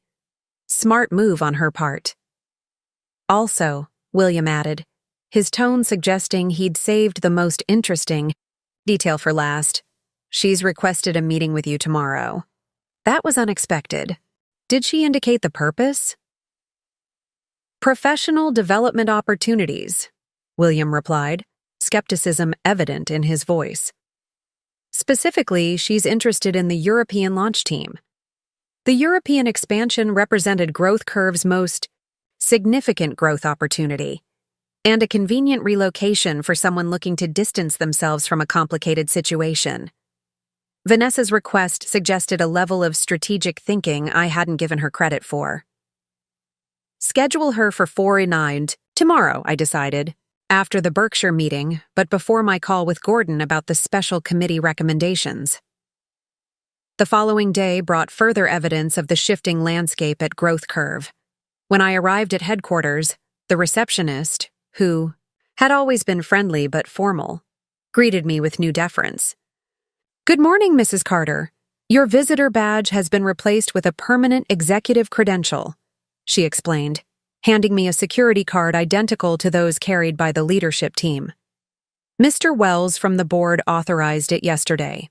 In the elevator, two product managers who had never spoken directly to me before made a point of introducing themselves and mentioning projects they'd led that had received Phoenix Ventures support. Their eagerness to establish personal connections with the newly revealed majority owner was transparent, but understandable. Richard was conspicuously absent from the office that morning. According to his calendar, visible to the executive team, he was taking external meetings, vague enough to prompt speculation but plausible enough to avoid direct questioning. I suspected he was meeting with legal or financial advisors about his options, but I didn't waste energy wondering. My focus remained on the Berkshire meeting and the subsequent conversation with Vanessa. Elena met me in the lobby at 11 a.m., perfectly groomed in conservative business attire and carrying both a tablet and a leather portfolio. "Richard called Berkshire's CIO directly this morning," she informed me as we settled into the company car. "He explained that he had another commitment, but that you would be representing Growth Curve's leadership instead." The graceful exit surprised me slightly. I had expected Richard to fight harder to maintain his visible role with our largest client. That was professional of him, I acknowledged. Elena's expression remained carefully neutral. He emphasized, "Your role as majority shareholder and long-term strategic investor." After a brief pause, she added, "He didn't mention your personal relationship." Interesting. Richard was adapting more quickly than I'd anticipated, separating business considerations from personal grievances, at least publicly. Whether this represented strategic restraint or the beginning of acceptance remained to be seen. The Berkshire meeting proved remarkably productive. Their executive team, initially cautious, became increasingly engaged as I demonstrated detailed knowledge of their implementation and a clear commitment to its success. By the end of the 2-hour session, their CIO was openly discussing future expansion opportunities beyond the current project scope. "You've been more involved in the technical details than we realized, Mrs. Carter," he commented as we concluded. "Phoenix Ventures has always maintained active oversight of key client implementations," I replied smoothly. "The only change is that now you're speaking directly with me rather than through representatives." Elena, who had watched the dynamics shift throughout the meeting, added, "Elaine's financial background gives her a unique perspective on how our analytics drive business outcomes for financial institutions like Berkshire." The subtle repositioning was masterful, establishing me not as Richard's replacement, but as the previously hidden expert finally taking her rightful place in client relationships. Elena was proving herself remarkably adaptable to the new power structure. Back at Growth Curve headquarters, I had just settled into my office when Harriet Mills requested an unscheduled meeting. The CFO entered with less than her usual composure, clutching a folder with uncharacteristic tension. "We have a situation," she announced without preamble. "Richard has approached 3 venture capital firms about potentially financing a management buyout of Phoenix Ventures' stake in Growth Curve." I kept my expression neutral despite the internal spark of vindication. This was exactly the move I had anticipated. "I assume you learned this through official channels?" Harriet shifted uncomfortably. "Not exactly. The CFO at Meridian Capital is a former colleague. He called me directly, off the record, because he was concerned about potential governance implications. Apparently, Richard presented himself as having board support for exploring ownership restructuring. Which he doesn't, I noted calmly. "Precisely," Harriet confirmed, her professional concern evident. "As CFO, I can't have external financial entities receiving misrepresentations about our governance approvals. It creates regulatory exposure." What Harriet was really saying, beneath the corporate language, was that she was unwilling to risk her professional reputation by remaining silent about Richard's unauthorized outreach. Her decision to inform me directly represented another significant shift in the company's internal power dynamics.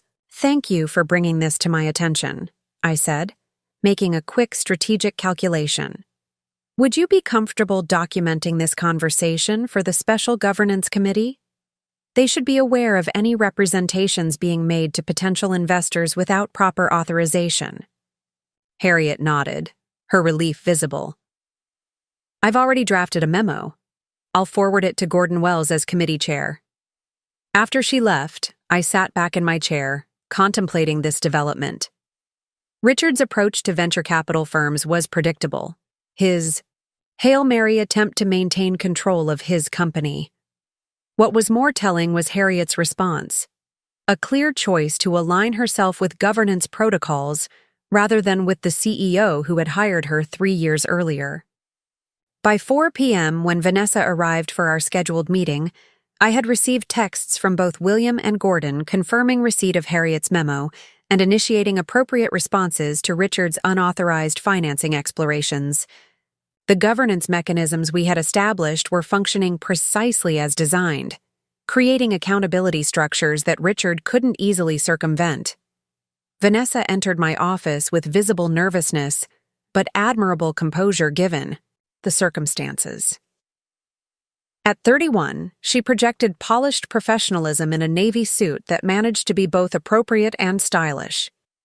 The woman who had replaced me in Richard's affections was undeniably attractive, but what struck me most was the intelligence evident in her careful observation of her surroundings and her measured approach to a deeply awkward situation.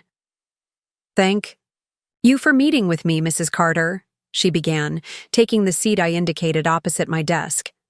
"I appreciate your willingness to discuss my role at Growth Curve given the complicated circumstances." I studied her for a moment, noting both her discomfort and her determination to push through it. Let's be direct, Ms. Winters. You're in a professionally precarious position through choices that were at least partially yours. However, I'm interested in Growth Curve's success, not in personal vendettas. So tell me why you believe you should be considered for the European launch team. Her relief at my business-like approach was visible. I have relevant experience from my previous position at Global Tech, where I supported 2 international market entries. I'm fluent in French and conversational in German. Most importantly, I understand Growth Curve's analytics platform from both a technical and marketing perspective. She continued with a concise, well-prepared overview of her qualifications that revealed more depth than I had expected. Richard's interest in her might have begun with physical attraction, but she was clearly more capable than her initial assistant role had suggested. Your background is stronger than your current position would indicate, I observed when she finished. Why did you accept an entry-level role at Growth Curve if you had international business experience? A flash of something, discomfort perhaps, or calculation, crossed her features before she answered. The position offered direct exposure to executive leadership and the opportunity to learn Growth Curve's business model from the center. I saw it as a strategic entry point rather than a limitation. A diplomatic answer that neatly avoided addressing whether Richard had been the specific attraction. I decided to press further. And your rapid promotion to executive assistant after 3 months? Was that also strategic? Her composure wavered slightly. It was unexpected but welcome. I had demonstrated value in my initial role and was eager for increased responsibility. I allowed the diplomatic fiction to stand, more interested in her current positioning than in rehashing the obvious. Ms. Winters, let me be clear. Your personal relationship with Richard creates significant complications for your continued employment at Growth Curve, regardless of your qualifications. Why should I consider your request for the European team, rather than simply accepting your resignation? The bluntness of my question seemed to surprise her, but she recovered quickly. Because I'm good at what I do, and Growth Curve would benefit from my contributions to the European launch. Because I understand that my personal choices have created a problematic situation, and relocating to the London office would remove that daily complication for everyone involved. And because, she added with unexpected candor, I believe I deserve the opportunity to build a career based on my capabilities rather than being defined solely by a personal relationship. Her answer revealed both intelligence and a pragmatic assessment of her situation that I reluctantly respected. She wasn't pleading or apologizing, but making a business case for her continued value to the organization, albeit in a different location from both Richard and me. Your professional assessment is reasonable, I acknowledged. But tell me something, Ms. Winters. If you're relocated to London as part of the European team, what becomes of your relationship with Richard? She met my gaze directly for the first time. That's a personal matter that would need to be addressed between Richard and myself. From a professional standpoint, any relationship would comply fully with company policies regarding disclosure and reporting structures. A non-answer that told me everything I needed to know. Vanessa was already preparing her exit strategy, not from Growth Curve, but potentially from Richard himself. She had recognized which way the wind was blowing and was positioning herself for professional survival regardless of personal outcomes. I'll consider your request, I said finally. The European team selections will be finalized next week through the appropriate channels. In the meantime, continue your current assignments with marketing. After she left, I remained at my desk, contemplating the day's developments. In just 3 days, the power structure at Growth Curve had shifted dramatically. Key executives were realigning their loyalties. Major clients were accepting my authority. Richard was making desperate plays for financial backing that were being systematically exposed and contained by governance protocols. And even Vanessa, the catalyst for our marital implosion, was carefully recalculating her position. The first wave of consequences was rolling through growth curve exactly as I had anticipated. Richard's carefully constructed world, built on the foundation of my investment but claimed as his sole achievement, was being systematically reconfigured to reflect reality rather than ego. His authority was diminishing not through vindictive action on my part, but through the natural rebalancing that occurs when truth replaces fiction. My phone buzzed with a text from Diane. "Divorce papers ready when you are. Judge Sanders can hear emergency motions on Monday if needed." I smiled slightly, feeling no particular urgency. The corporate consequences were unfolding so effectively that the legal formalities of ending our marriage seemed almost secondary. Richard was learning that losing me meant losing far more than just a wife. It meant losing the invisible support structure that had enabled his success for 20 years.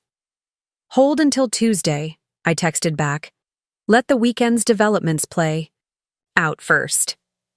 As I gathered my things to leave for the day, Elena appeared in my doorway once more. "Berkshire's CIO just called," she reported, unable to completely hide her satisfaction. "They want to accelerate the implementation timeline and expand the initial scope by 30%. He specifically asked that you be involved in the revised planning sessions." Another piece falling into place, another relationship transferring from Richard to me, another validation of my strategic approach. "Schedule it for early next week," I replied. "And Elena, good work today." Her smile conveyed understanding of both the compliment and the evolving power structure she was successfully navigating. "The team is adapting quickly," she offered. "Change can be clarifying." Indeed it could, I reflected as I left the building.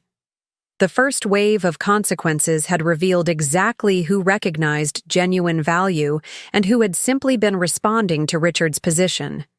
As those clarifications continued to ripple through the organization, Richard would find himself increasingly isolated, not because I had actively undermined him, but because his actual contributions were being distinguished from those he had appropriated from others. It was, perhaps, the most fitting consequence of all. The weekend brought no respite from the seismic shifts at Growth Curve.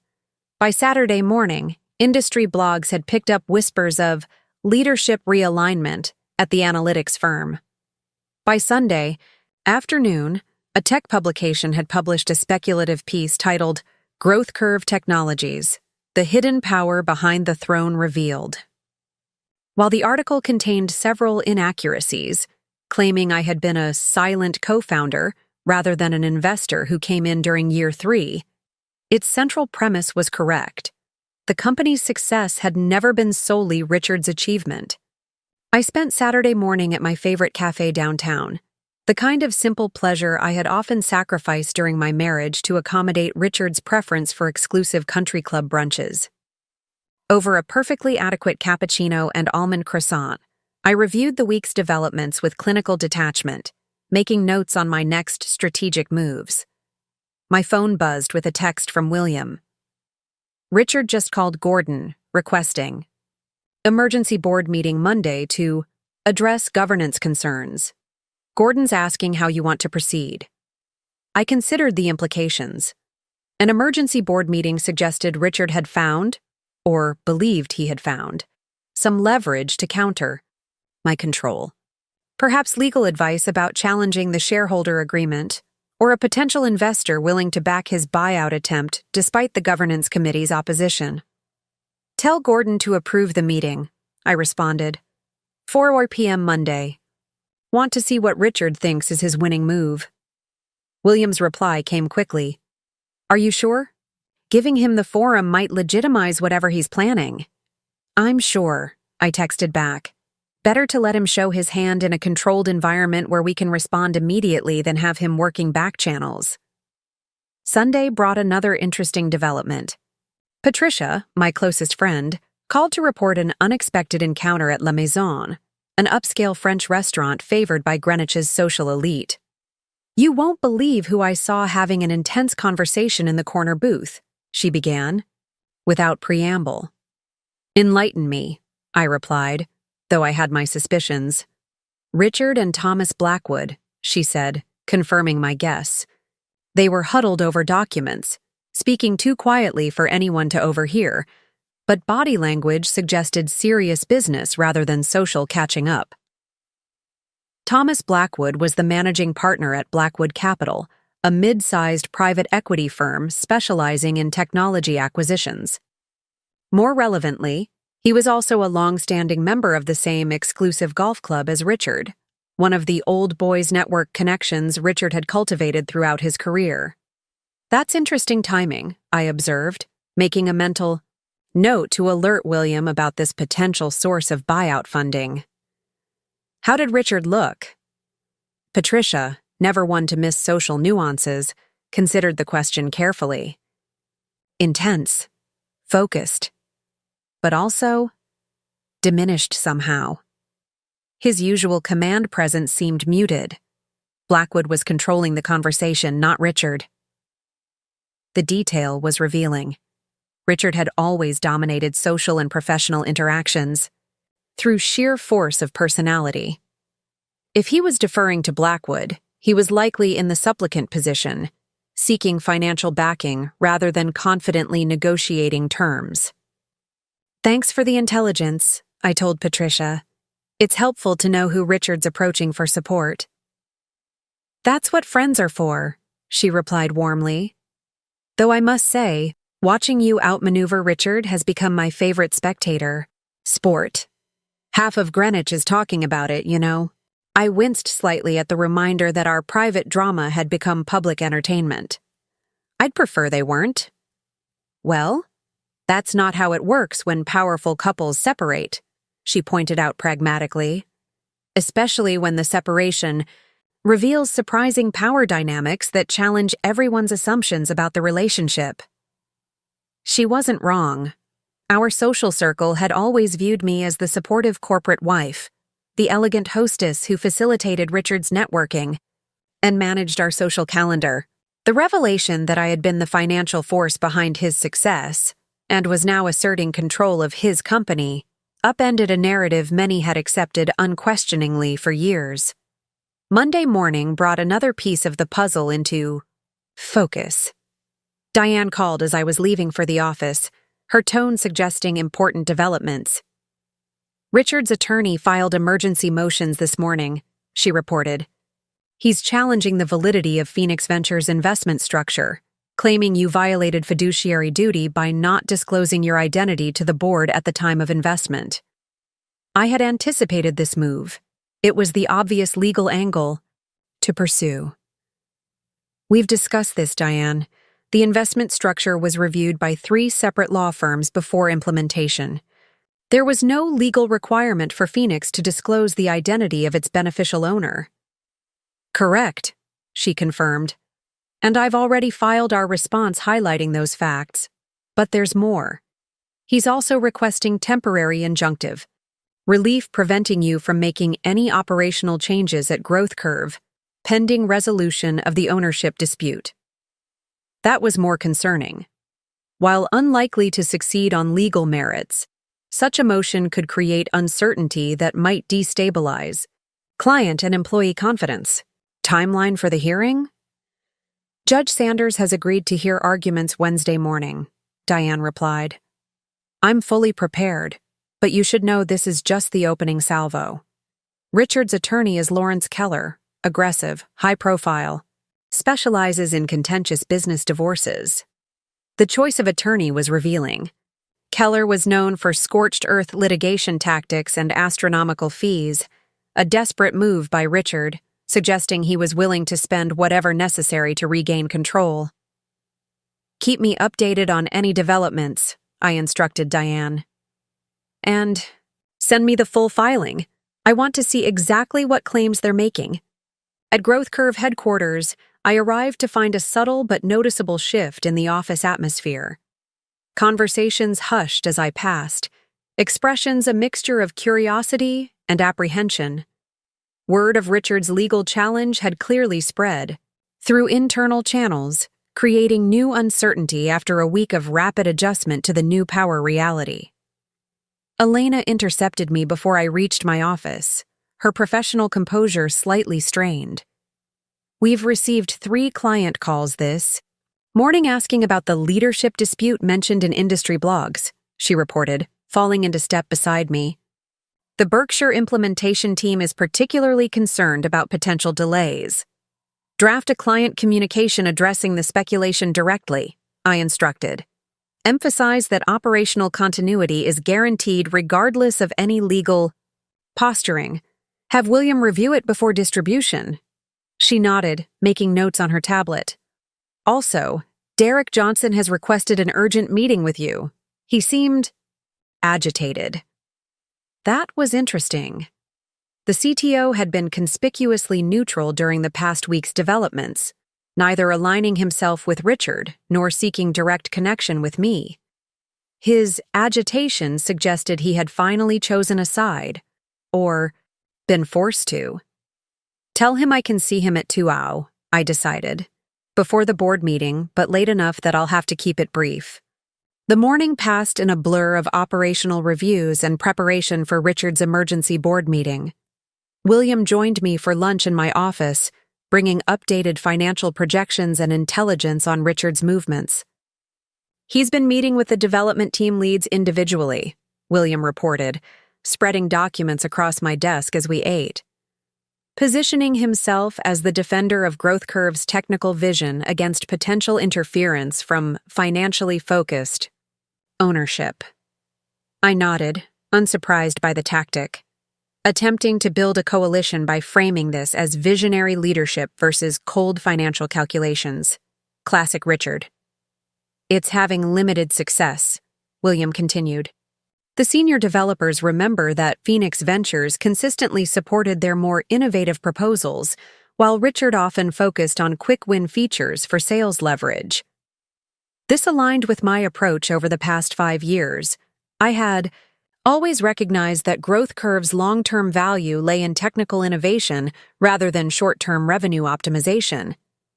Richard, perpetually focused on quarterly results that would burnish his CEO image, had often needed to be overruled through Williams' board influence when development resources were allocated. What about Thomas Blackwood? I asked, recalling Patricia's intelligence from Sunday. Any movement there? Williams' expression confirmed my suspicions before he spoke. Blackwood Capital has requested Growth Curve's complete financial records for the past 3 years. Harriet flagged it this morning. Apparently, Richard authorized the disclosure without governance committee approval.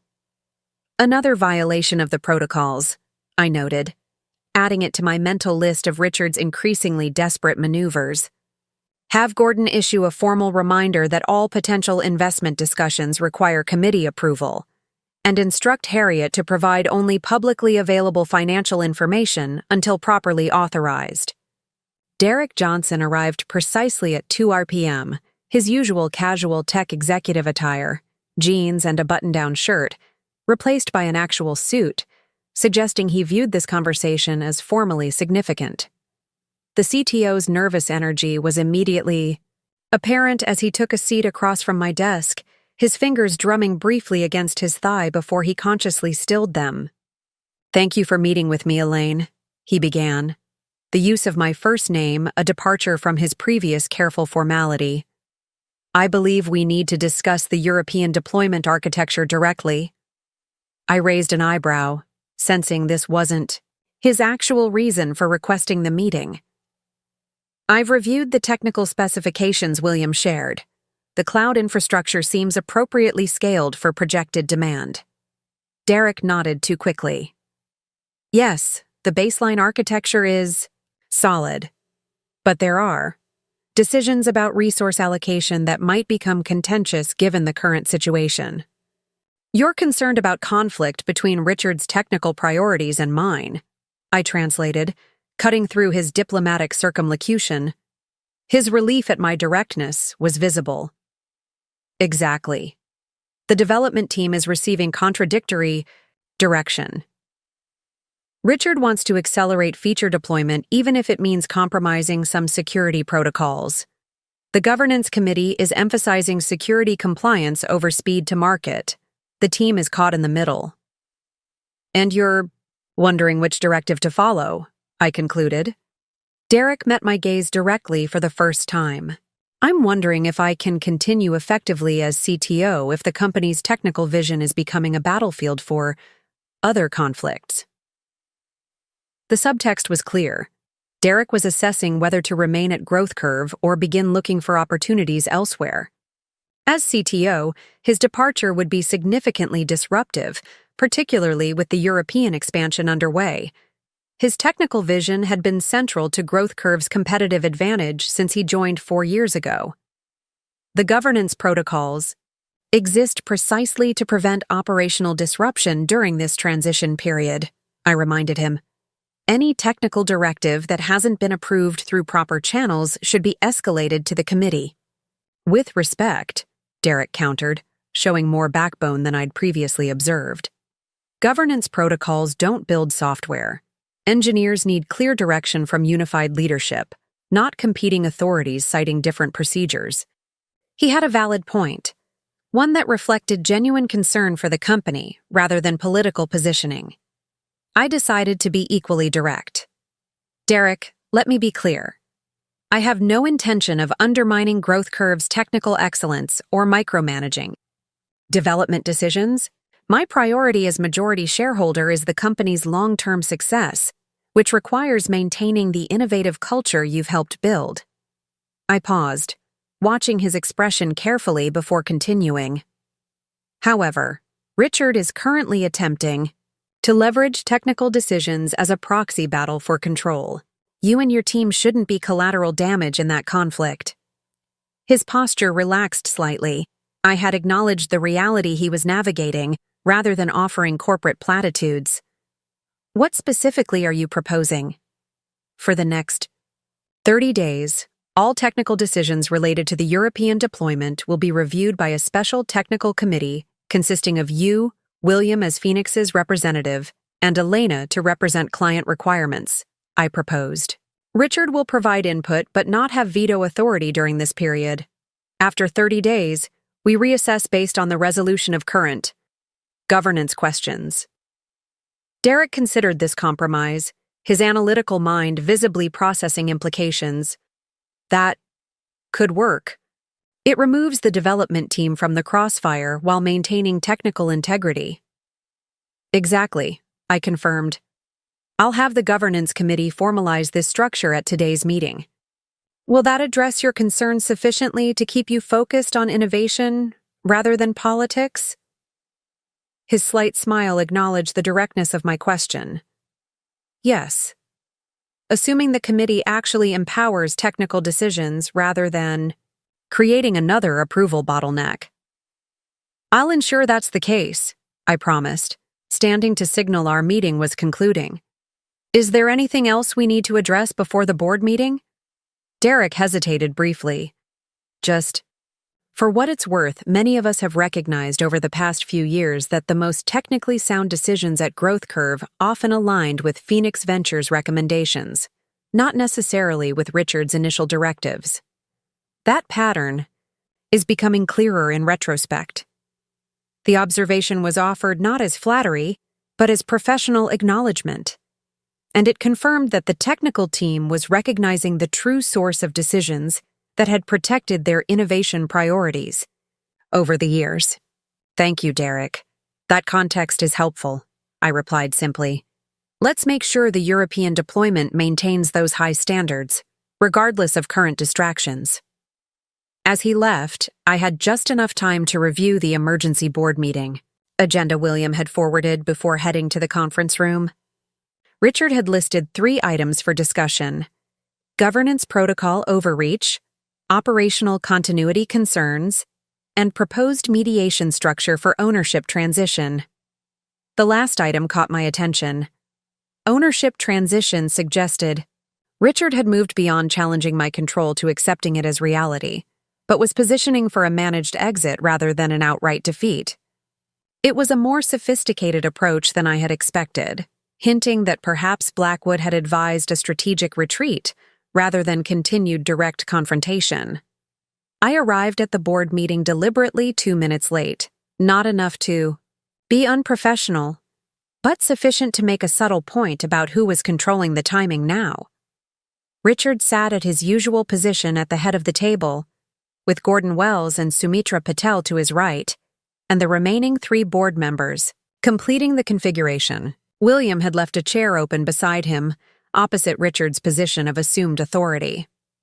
"Thank you all for accommodating this emergency session," Richard began as I took my seat, his tone professionally cordial despite the tension evident in his posture.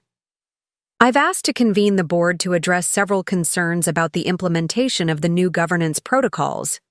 What followed was a masterclass in corporate rhetoric. Richard eloquently outlined how the governance committee's oversight was allegedly creating operational inefficiencies, slowing decision-making, and potentially compromising Growth Curve's competitive advantages in the market.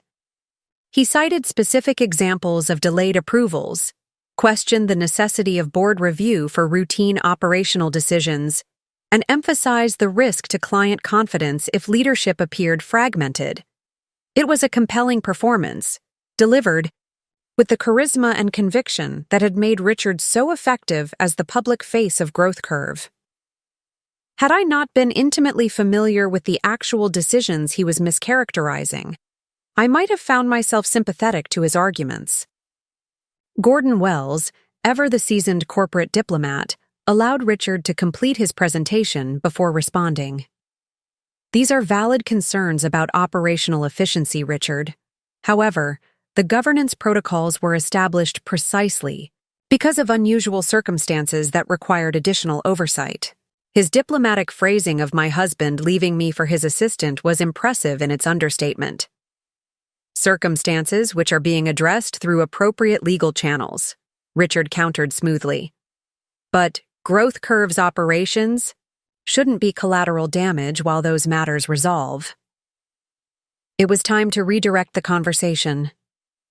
"Perhaps," I suggested, "we should address the third agenda item directly. You've proposed a mediation structure for ownership transition. I'm interested in understanding exactly what you're suggesting, Richard."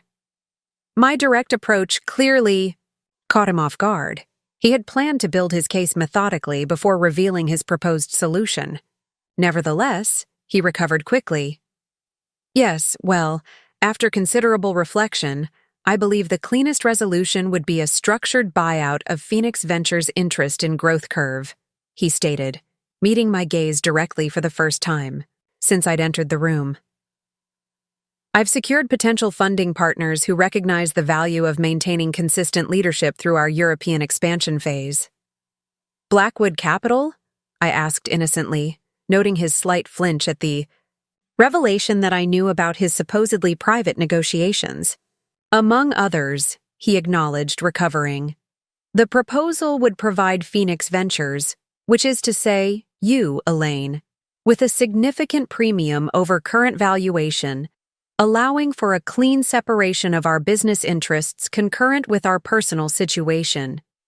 The offer itself wasn't surprising, but the fact that he was presenting it as a magnanimous concession rather than the desperate maneuver it actually represented showed Richard's continued capacity for audacious framing. "And the proposed valuation for this generous buyout?" I inquired, my tone pleasant but firm. Richard slid a folder across the table. "The terms are outlined here. Essentially, a 15% premium over the last independent valuation, with structured payments over 3 years to optimize tax implications." I didn't bother opening the folder. The last independent valuation was conducted 18 months ago, before we secured the Berkshire expansion or finalized the European market entry strategy. Both significantly increase Growth Curve's current value. "The premium accounts for recent growth," Richard countered. "A 15% premium on an outdated valuation still represents a substantial discount to current market value," I responded calmly. "But more fundamentally, Richard, I haven't expressed any interest in selling my controlling interest in Growth Curve. Your proposal assumes an intention I haven't indicated." His expression tightened almost imperceptibly. "Given the circumstances, a clean separation of our business interests seems the most logical path forward for all parties." "For you, perhaps," I acknowledged. "But as majority shareholder, my primary obligation is to Growth Curve's success, not to Richard Carter's comfort level. The direct statement hung in the air, the subtext clear to everyone present. Richard wanted to buy me out because he couldn't tolerate working under my authority. But that discomfort was his problem, not mine or the company's. Sumitra Patel, never one for extended corporate posturing, cut to the heart of the matter. Richard, your proposal indicates you've been pursuing external financing without board knowledge or governance committee approval, contrary to the protocols established last week. That creates concerns about adherence to agreed governance structures. Richard shifted uncomfortably. Exploratory discussions with potential investors don't require formal approval until specific terms are being negotiated. Actually, William interjected, Section 4(2) of the governance protocols explicitly requires committee notification of any discussions regarding ownership changes, specifically to prevent exactly this type of unilateral action. The conversation continued in this vein for another 40 minutes, with Richard attempting various justifications for his buyout proposal and governance violations, while the board methodically identified the procedural and valuation flaws in his approach.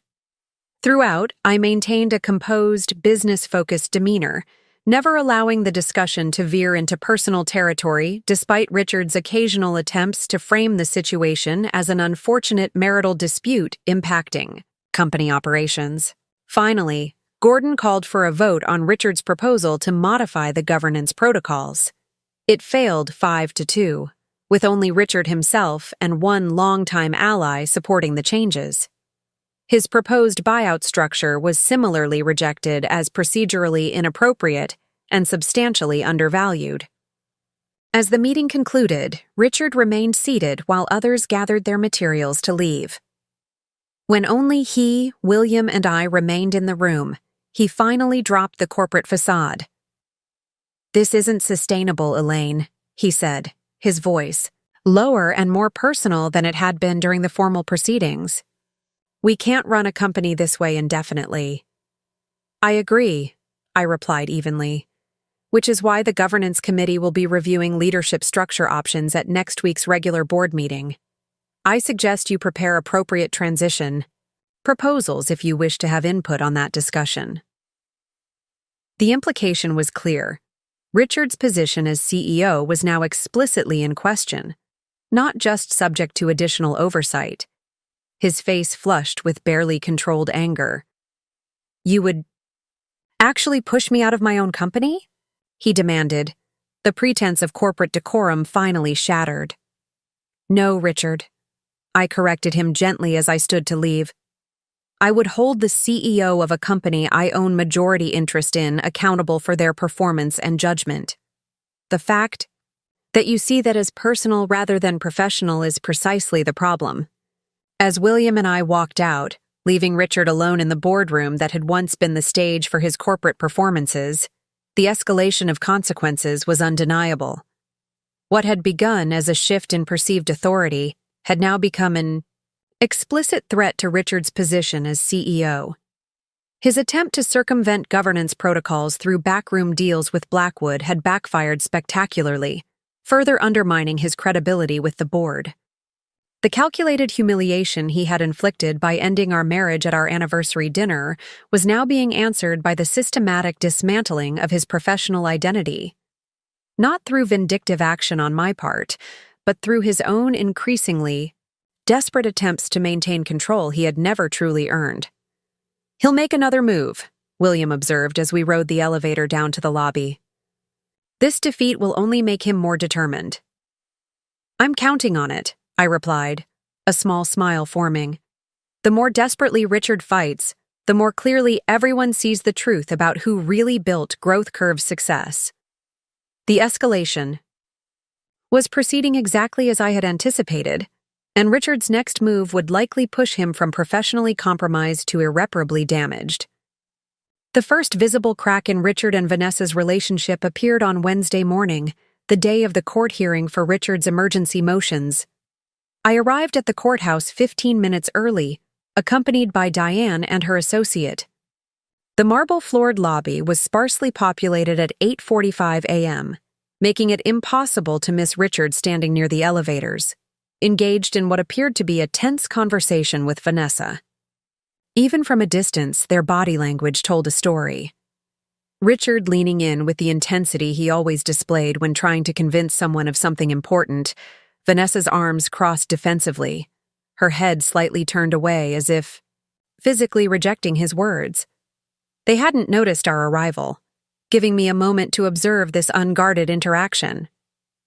"Interesting," Diane murmured beside me. I wasn't expecting his girlfriend to attend the hearing.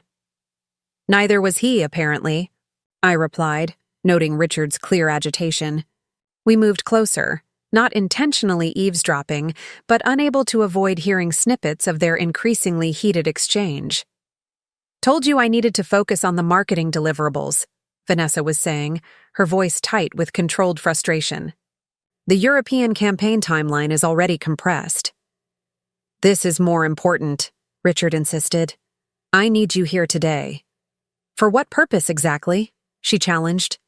"I'm not your wife. I'm not your attorney. And as of last week's reassignment, I'm not even your assistant. My presence adds nothing except potentially confirming the exact narrative your lawyer is trying to contest." Her logic was impeccable and clearly unwelcome. Richard's face flushed with the particular mixture of anger and embarrassment I recognized from our most difficult marital disagreements, the expression he wore when someone dared to question his judgment. "This isn't about legal strategy," he said, lowering his voice as he noticed others in the lobby beginning to take interest in their disagreement. "This is about showing a united front. Presence matters." Vanessa's laugh held no humor. "A united front?" "Richard, I'm trying to salvage what's left of my professional reputation after being labeled the assistant who broke up the CEO's marriage. Do you have any idea what I'm dealing with in the office right now?" Their conversation halted abruptly as Richard noticed me standing with my legal team. His expression hardened into the corporate mask he wore for difficult negotiations, while Vanessa's face registered a complicated mixture of embarrassment and something that might have been relief at the interruption. "Elaine," Richard acknowledged, stiffly. "I see you've brought reinforcements." "Just appropriate counsel for a legal proceeding," I replied evenly. "Good morning, Vanessa. I understand the European marketing materials are progressing well. Sanjay mentioned your campaign concept has tested strongly with focus groups." My deliberate pivot to professional matters clearly caught her off guard. After a moment's hesitation, she responded with visible relief at the neutral topic. "Yes, the initial results are promising. We're refining messaging for the German market this week." Richard's gaze darted between us, obviously unsettled by this civilly professional exchange. Before he could redirect the conversation, a court officer appeared to inform us that Judge Sanders was ready to begin the hearing. "If you'll excuse me," Vanessa said quickly, "I should get back to the office. Those deliverables won't complete themselves." Without waiting for Richard's response, she turned and walked toward the exit, her posture rigid with barely contained tension. The hearing itself proceeded much as Diane had predicted. Judge Sanders, a no-nonsense jurist with 20 years of experience in complex commercial disputes, listened impassively as Richard's attorney, Lawrence Keller, presented their emergency motions with theatrical urgency. The legal arguments were precisely what we had anticipated. Claims that I had violated fiduciary duties by not disclosing my identity as Phoenix Ventures' owner, assertions that the current governance protocols constituted oppression of minority shareholders, and requests for injunctive relief preventing any changes to Growth Curve's management structure pending full litigation. Diane systematically dismantled each argument with the precise, fact-based approach that had earned her reputation.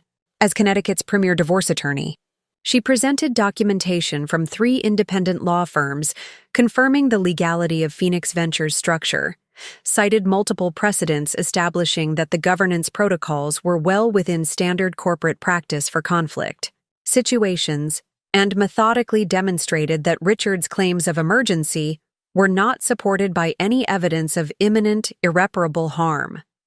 Judge Sanders took only a 15-minute recess before returning with her ruling. All emergency motions denied, with costs assigned to the plaintiff. While she acknowledged that Richard was entitled to pursue his full legal claims through normal litigation channels, she found no basis for emergency intervention in what appeared to be standard corporate governance procedures implemented to address apparent conflicts of interest. Richard's expression remained stoically neutral throughout the ruling, but I noted the whitening of his knuckles as he gripped the edge of the counsel table.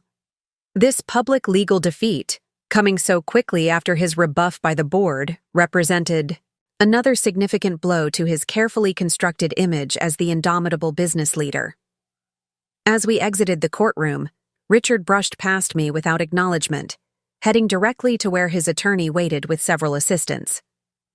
Their huddled conversation, marked by Richard's sharp gestures, suggested they were already plotting their next legal maneuver.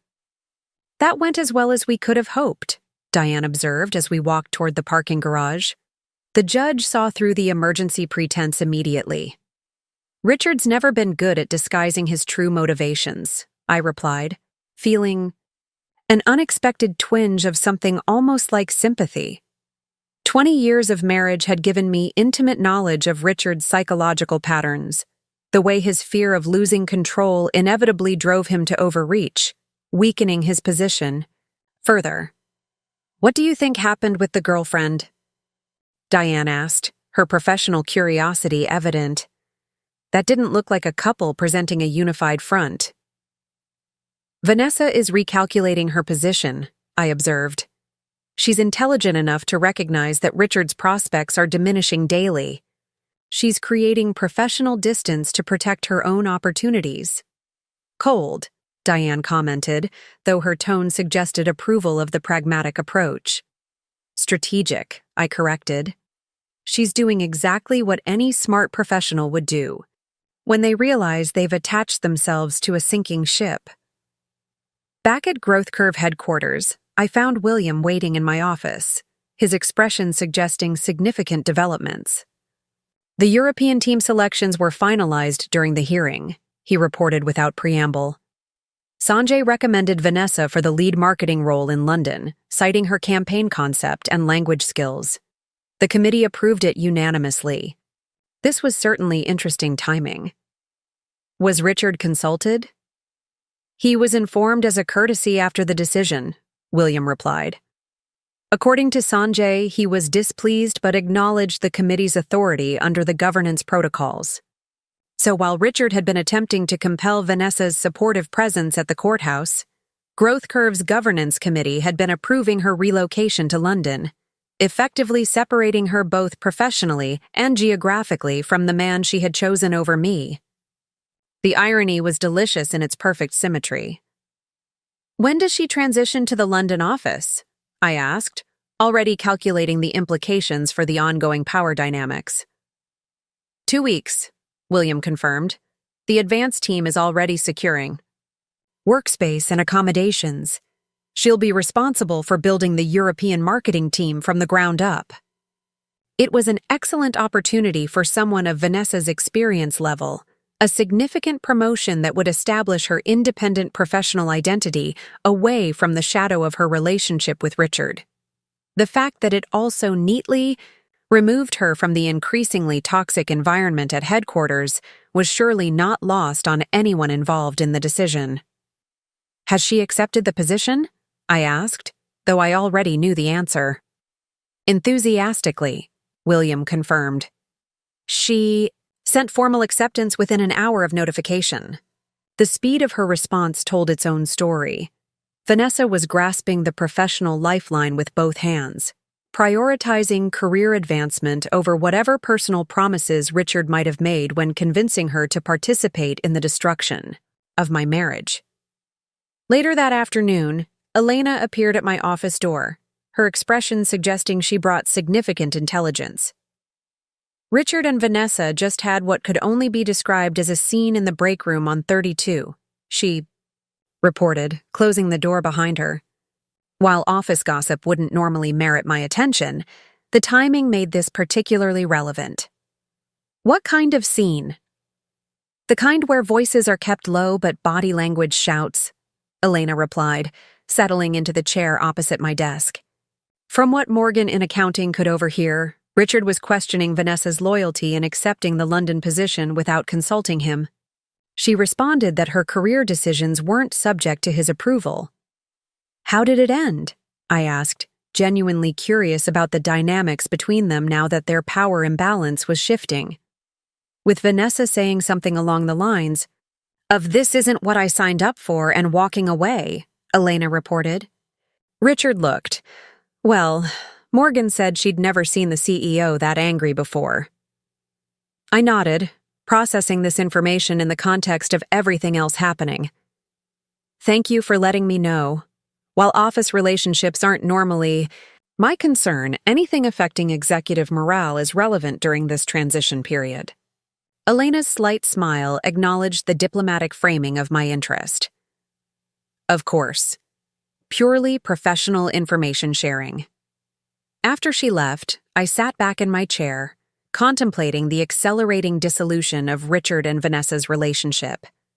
What had begun as cracks was rapidly developing into unbridgeable fissures, predictable fault lines emerging under the pressure of Richard's diminishing professional stature and Vanessa's strategic repositioning. My phone buzzed with a text from Patricia. Tom Blackwood just called Charles. Apparently, Richard missed their scheduled meeting this afternoon. Unusual for him to be so unprofessional. Charles was Patricia's husband, a commercial real estate developer who occasionally collaborated with Blackwood Capital on property acquisitions. His friendship with Thomas Blackwood gave Patricia access to business intelligence that often proved valuable. Very unusual, I replied. Richard's always been pathologically punctual for investor meetings. Charles thinks Blackwood is getting cold feet anyway, Patricia added. The court ruling this morning raised red flags about the investment thesis. Another financial avenue closing for Richard, the potential white knight investor recognizing that backing a CEO in open conflict with the majority shareholder represented unacceptable risk. Richard's options were narrowing by the hour. Thursday brought the most public manifestation of Richard and Vanessa's deteriorating relationship. I was in a strategy session with the client relations team when William texted an urgent message. Check your email. Tech Insider piece just published. Significant. Excusing myself briefly, I opened my email to find William had forwarded a just-published article from the influential technology blog. The headline made my breath catch. Exclusive. Growth Curve Technologies, leadership drama deepens as CEO's girlfriend accepts London role. The piece was surprisingly detailed, citing sources close to the company, who confirmed that Vanessa Winters, widely reported to be in a relationship with CEO Richard Carter, had accepted a senior marketing position in Growth Curve's new London office, effectively removing herself from the headquarters dynamics as control disputes continue between Carter and his estranged wife, revealed last week to be the company's majority owner. Most damaging was a quoted statement allegedly from Vanessa herself.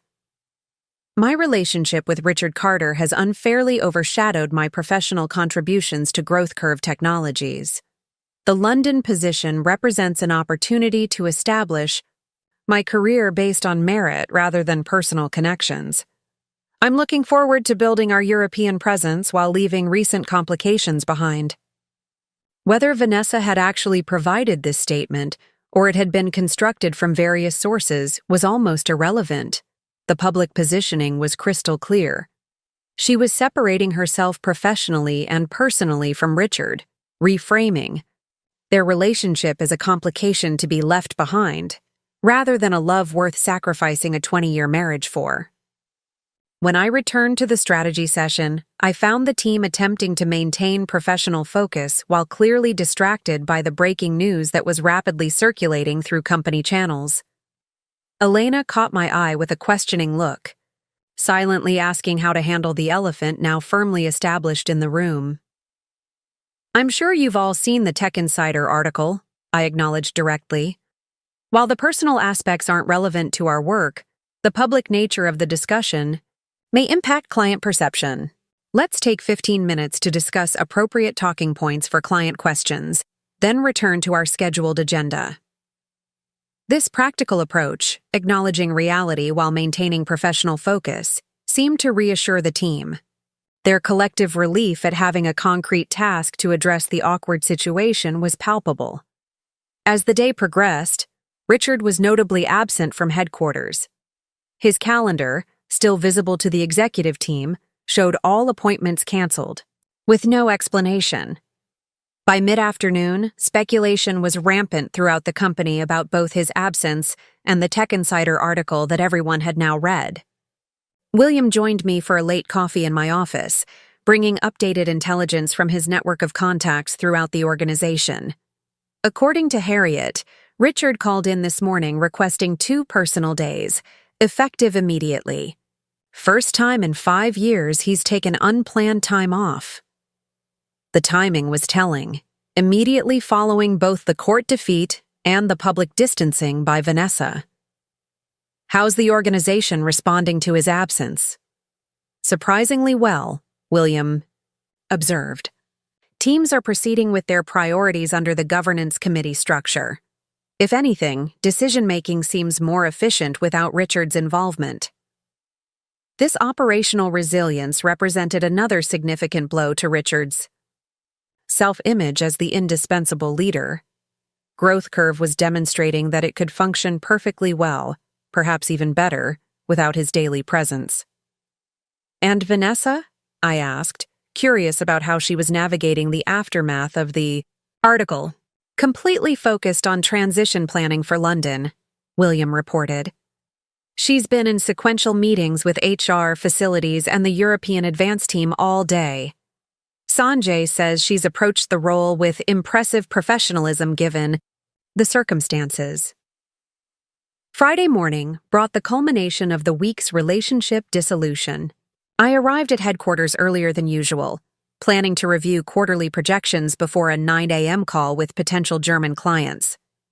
As I stepped off the elevator on the 31st floor, I nearly collided with Vanessa, who was exiting a meeting room with a stack of folders clutched against her chest. Our unexpected proximity created a moment of genuine human awkwardness beneath our professional veneers. For a brief second, we weren't CEO's estranged wife and CEO's girlfriend, but simply 2 women navigating an impossible situation not entirely of either's making. "Mrs. Carter," she acknowledged, her composure admirable despite the circumstances. "I apologize. I didn't see you." "No harm done," I replied. Then, making a decision that surprised even me, I added, "Do you have a moment to speak privately?" Something flickered across her face, apprehension perhaps or curiosity, before she nodded. Of course. I led the way to my office, closing the door behind us to prevent the inevitable interested observations from passing colleagues. Vanessa took the visitor's chair with the careful poise of someone entering dangerous territory, but determined to maintain dignity. "I wanted to congratulate you on the London position," I began, taking my seat behind the desk. The marketing concept Sanjay shared was genuinely impressive. The committee made the right choice based on merit. Her surprise at this professional acknowledgement was evident, though she recovered quickly. "Thank you. I'm looking forward to the opportunity." "I imagine Richard is less enthusiastic about your relocation," I observed, watching her reaction carefully.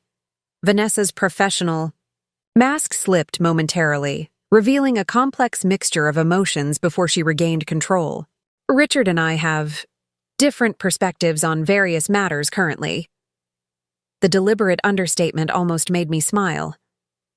"Including the Tech Insider article, I presume." She met my gaze directly for the first time. "I didn't provide that statement as written, though it does reflect my professional priorities. The reporter constructed it from comments I made to industry contacts before understanding they were speaking with media.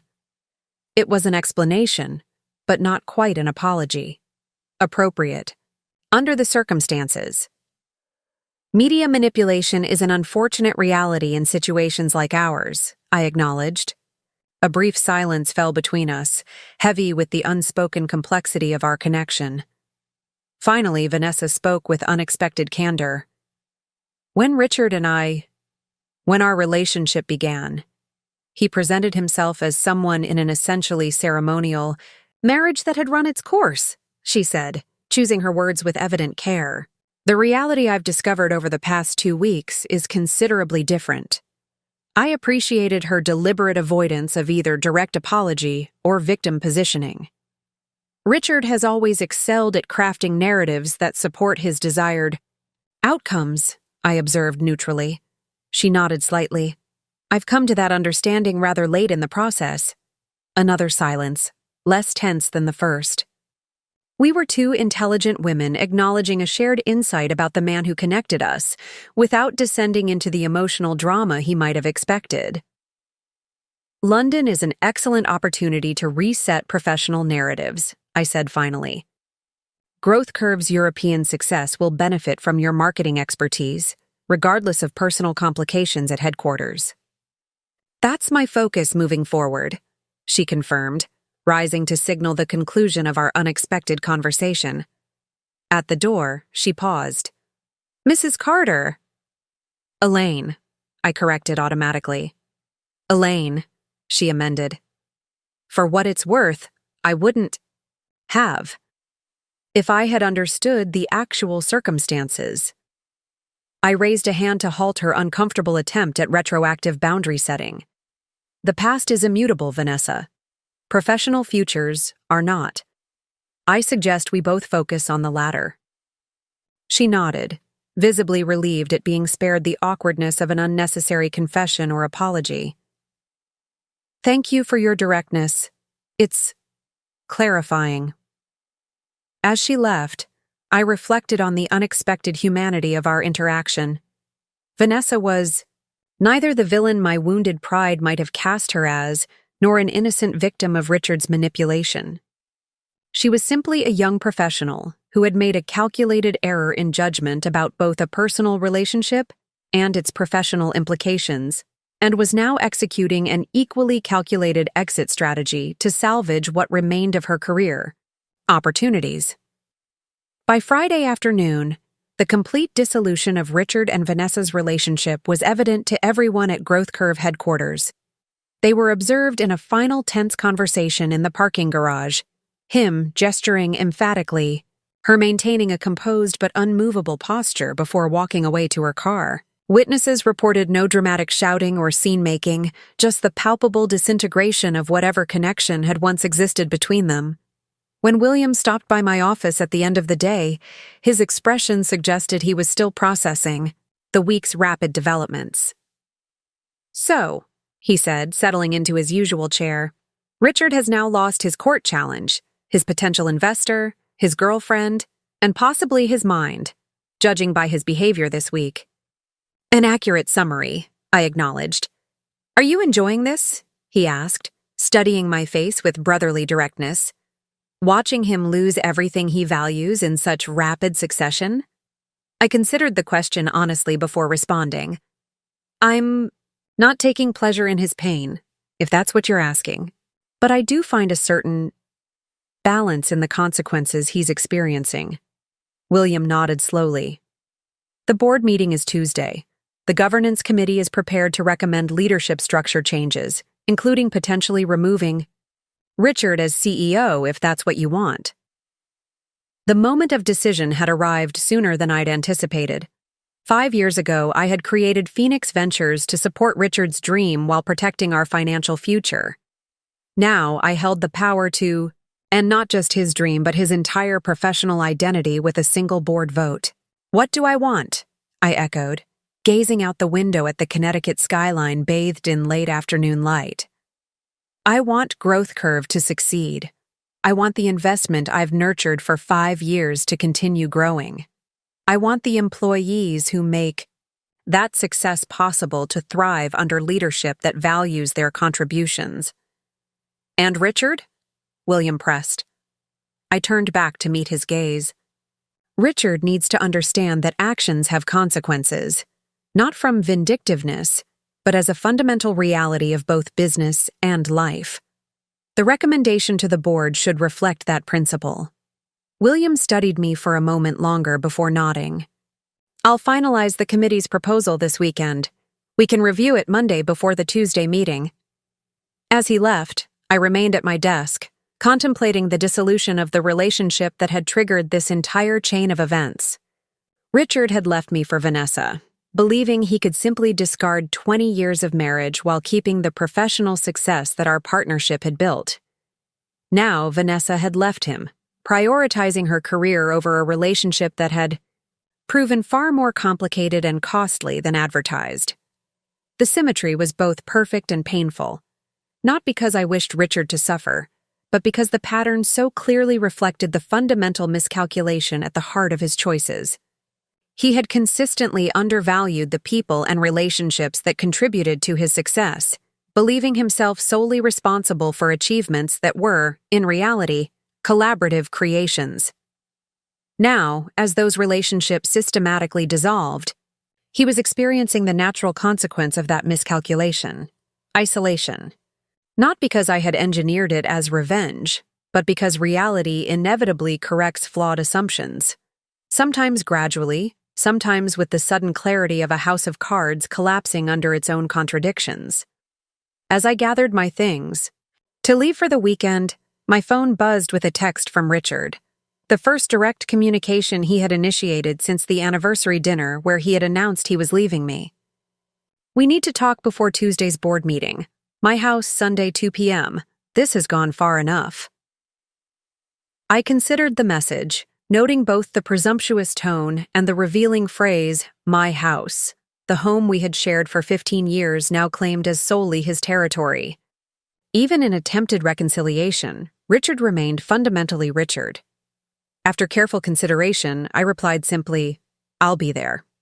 The stage was set for our first private conversation since the revelation that had changed everything. Whatever Richard planned to propose, whatever new narrative he had constructed to explain the rapid dissolution of his carefully planned new life, I would approach our meeting with the same clear-eyed realism that had guided me through the past 2 weeks. The relationship between Richard and Vanessa had crumbled under pressure, revealing its fundamental instability.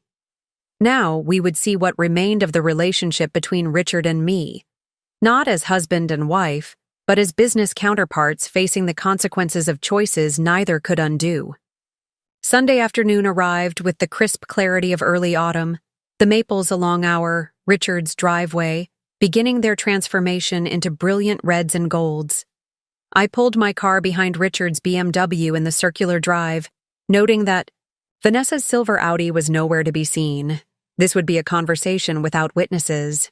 The house looked exactly as it had when I left 2 weeks earlier.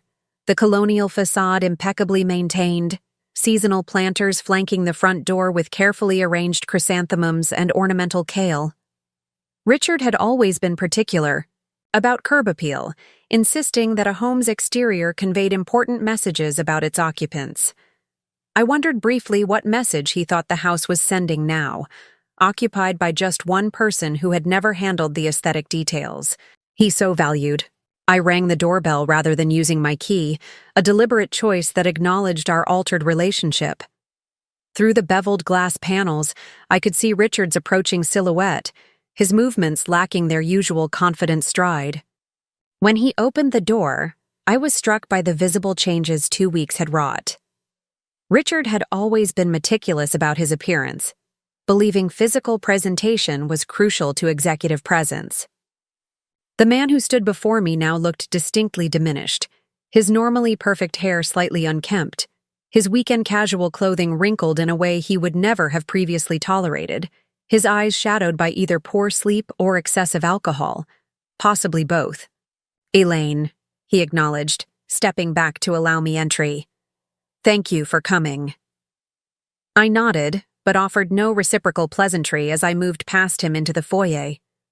The house smelled different, the subtle floral fragrance I had always maintained, replaced by something more masculine and overwhelmingly artificial, as if Richard had discovered air freshener but not the concept of moderation.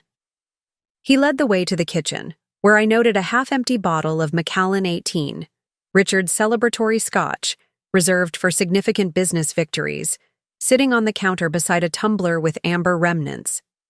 Liquid courage for our conversation, apparently. "Would you like something to drink?" he offered, gesturing vaguely toward the refrigerator. Well, I'm not sure what's in there, actually." "I'm fine," I replied, choosing to stand rather than take a seat at the kitchen island. "You wanted to talk before the board meeting. I'm here." Richard studied me for a moment, his expression a mixture of familiar calculation and unfamiliar uncertainty. The balance of power between us had shifted so fundamentally that our usual conversational patterns no longer applied. He had always been the confident one, secure in his position and control. Now he faced me across a chasm of his own making, searching for leverage that no longer existed. "This has gone far enough, Elaine," he began, his tone striving for authoritative, but achieving only strained. "The past 2 weeks have been disruptive to Growth Curve's operations and damaging to its market position. For the sake of the company, we need to find a reasonable resolution." "Interesting framing," I observed, noting his attempt to position the conflict as mutually detrimental rather than personally devastating to him. "The quarterly numbers suggest operations are proceeding efficiently under the governance protocols. Client relationships are stable, with Berkshire actually expanding their implementation. The European launch preparations are on schedule. By objective metrics, Growth Curve is functioning exceptionally well." He flinched slightly at this evidence-based contradiction of his premise. Market perception matters as much as operational metrics. The public speculation about leadership instability creates uncertainty that will eventually impact valuation. "A valid concern," I acknowledged, "which is precisely why the board's governance committee is prepared to recommend leadership structure changes at Tuesday's meeting to resolve any uncertainty about where authority ultimately resides." Richard's knuckles whitened as he gripped the edge of the counter. "You're really going to do it, aren't you? Push me out of my own company." "You still don't understand," I said, maintaining my composure despite his rising agitation. "It was never just your company, Richard. It was built on my investment, protected by my oversight, and grown through collective effort that you consistently claimed as personal achievement." "I never denied your financial contribution," he countered, a defensive edge creeping into his voice. "Phoenix Ventures has always been acknowledged as a key investor." "But not as the controlling interest that saved Growth Curve from bankruptcy," I pointed out. "Not as the authority that shaped strategic decisions you presented as your own brilliance. You maintained the fiction of the visionary founder-CEO while systematically obscuring the reality of how decisions were actually made." He paced to the window and back, the restless movement of someone searching for an escape route that didn't exist. "Fine. I should have been more transparent about Phoenix's influence. I should have acknowledged the investment structure more openly. But does that justify this? This systematic dismantling of everything I've built?" The familiar narrative, "everything I've built," revealed how little he had actually internalized from the past 2 weeks. I decided to take a different approach. "Richard," I said quietly, "do you remember what you said at our anniversary dinner? Your exact words?" He looked momentarily confused by this change of direction. I told you I wanted a different life, that I had feelings for Vanessa." "You said, 'I want a different life, Elaine. I'm sorry, but our marriage isn't working for me anymore.'" "It hasn't been for some time," I quoted precisely. "You made a unilateral decision about our 20-year relationship based solely on what was working for you." Understanding began to dawn in his expression as I continued. "Now, I'm making a similar assessment about our business relationship. It isn't working for me anymore, Richard. Your judgment, your leadership approach, your inability to acknowledge others' contributions, None of it serves Growth Curve's best interests moving forward. That's different, he protested, though his tone lacked conviction. Business decisions shouldn't be based on personal grievances. They're not, I assured him. They're based on clear evidence of your decision-making patterns. You've demonstrated repeatedly that you prioritize personal ego over company interest, from taking credit for others' innovations, to pursuing unauthorized buyout attempts to filing meritless emergency motions that created unnecessary legal expenses. I moved closer, ensuring he couldn't avoid meeting my gaze. The recommendation to remove you as CEO isn't personal revenge, Richard. It's sound business judgment based on your demonstrated behavior. Something broke in his expression then, the last remnants of the confident facade he had maintained through escalating professional crises. In its place emerged something I had rarely seen during our 20 years together: genuine vulnerability. "What do you want, Elaine?" he asked, his voice stripped of its usual authoritative resonance. What would it take to end this before Tuesday's meeting? It was the question I had been waiting for, the moment when Richard finally recognized that negotiation, not dictation, was his only remaining option.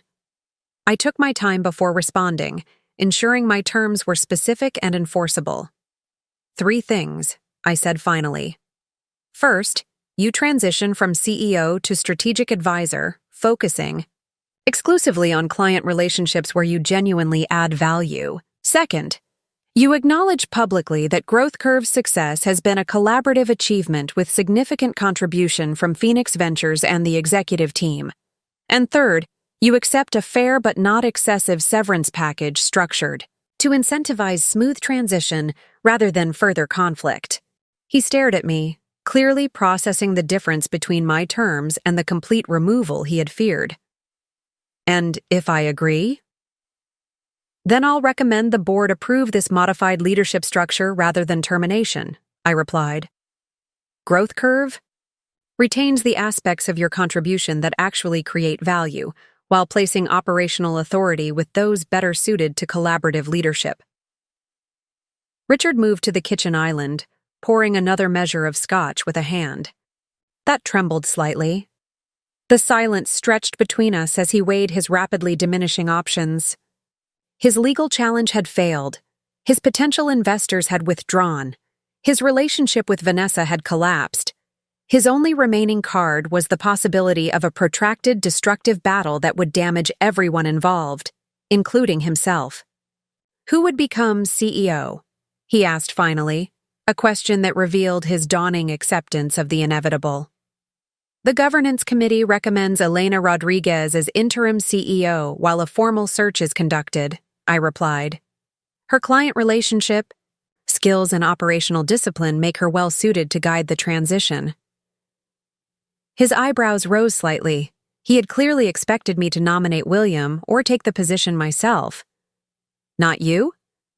I'll remain Phoenix Ventures' representative on the board, maintaining majority shareholder oversight without direct operational involvement, I explained. My expertise is financial strategy, not day-to-day executive leadership. This self-awareness about my own strengths and limitations seemed to surprise him. Throughout our marriage, Richard had consistently underestimated my business acumen while overestimating his own. The fact that I recognized boundaries he had never acknowledged challenged his fundamental narrative about both of us. He took a long swallow of scotch before responding. And the divorce? Proceeds as a separate matter through appropriate legal channels, I replied. The prenuptial agreement provides a clear framework. I don't intend to contest its terms regarding personal assets. Just like that? He pressed, searching for the vindictiveness he had expected. 20 years of marriage concluded with a legal formality? I met his gaze steadily. You ended our marriage at an anniversary dinner, Richard. I'm simply handling the administrative details with the same efficiency you brought to the emotional dissolution. The parallel landed as intended, reflected in the tightening of his expression. He moved to the window overlooking the garden I had designed and maintained. Throughout our marriage, the carefully planned perennial beds now slightly overgrown after just 2 weeks without my attention. I never meant to hurt you, he said finally, his back still turned. I just wanted a different life, I completed his sentence, echoing his words from that devastating dinner. And you've achieved exactly that. Though perhaps not quite as you envisioned. He turned back to face me, something like genuine regret flickering across his features. I underestimated you. I always did, didn't I? Yes, I acknowledged simply. A miscalculation that ultimately cost you far more than it ever cost me. Another silence fell between us, heavy with 20 years of shared history now viewed through irrevocably altered perspectives. The man I had married, the partner I had supported financially and emotionally through multiple career iterations, the husband I had believed in even when his ambitions outstripped his capabilities. That man was still visible in Richard's features, but fundamentally transformed by the consequences of his own choices. "I'll accept your terms," he said finally, the word seeming physically difficult to pronounce. "Strategic advisor role, public acknowledgement of collaborative achievement, negotiated severance package." He paused, then added with a ghost of his former confidence, "But I want input on the CEO search committee. My industry connections still have value." It was such a characteristically Richard response, acceptance immediately followed by an attempt to maintain some control, that I almost smiled. "The committee structure can be negotiated as part of the transition framework. William will work with your attorney to formalize the agreement before Tuesday's meeting." He nodded, relief and resignation mingling in his expression. "Vanessa's really gone, you know," he offered unexpectedly. "Completely committed to the London position. Won't even discuss continuing our relationship remotely." I had no interest in processing Richard's romantic disappointments, but I recognized the statement for what it was, an oblique acknowledgement that his grand passion, the relationship worth destroying our marriage for, had proven as insubstantial as I had predicted. "People often recalculate their positions when circumstances change," I observed neutrally. "Professional opportunities sometimes outweigh personal entanglements." He flinched slightly at the implied parallel to his own choice to prioritize desire over commitment. "She said I wasn't the person she thought I was." "Few of us are," I replied, gathering my purse from the counter and signaling the conclusion of our conversation.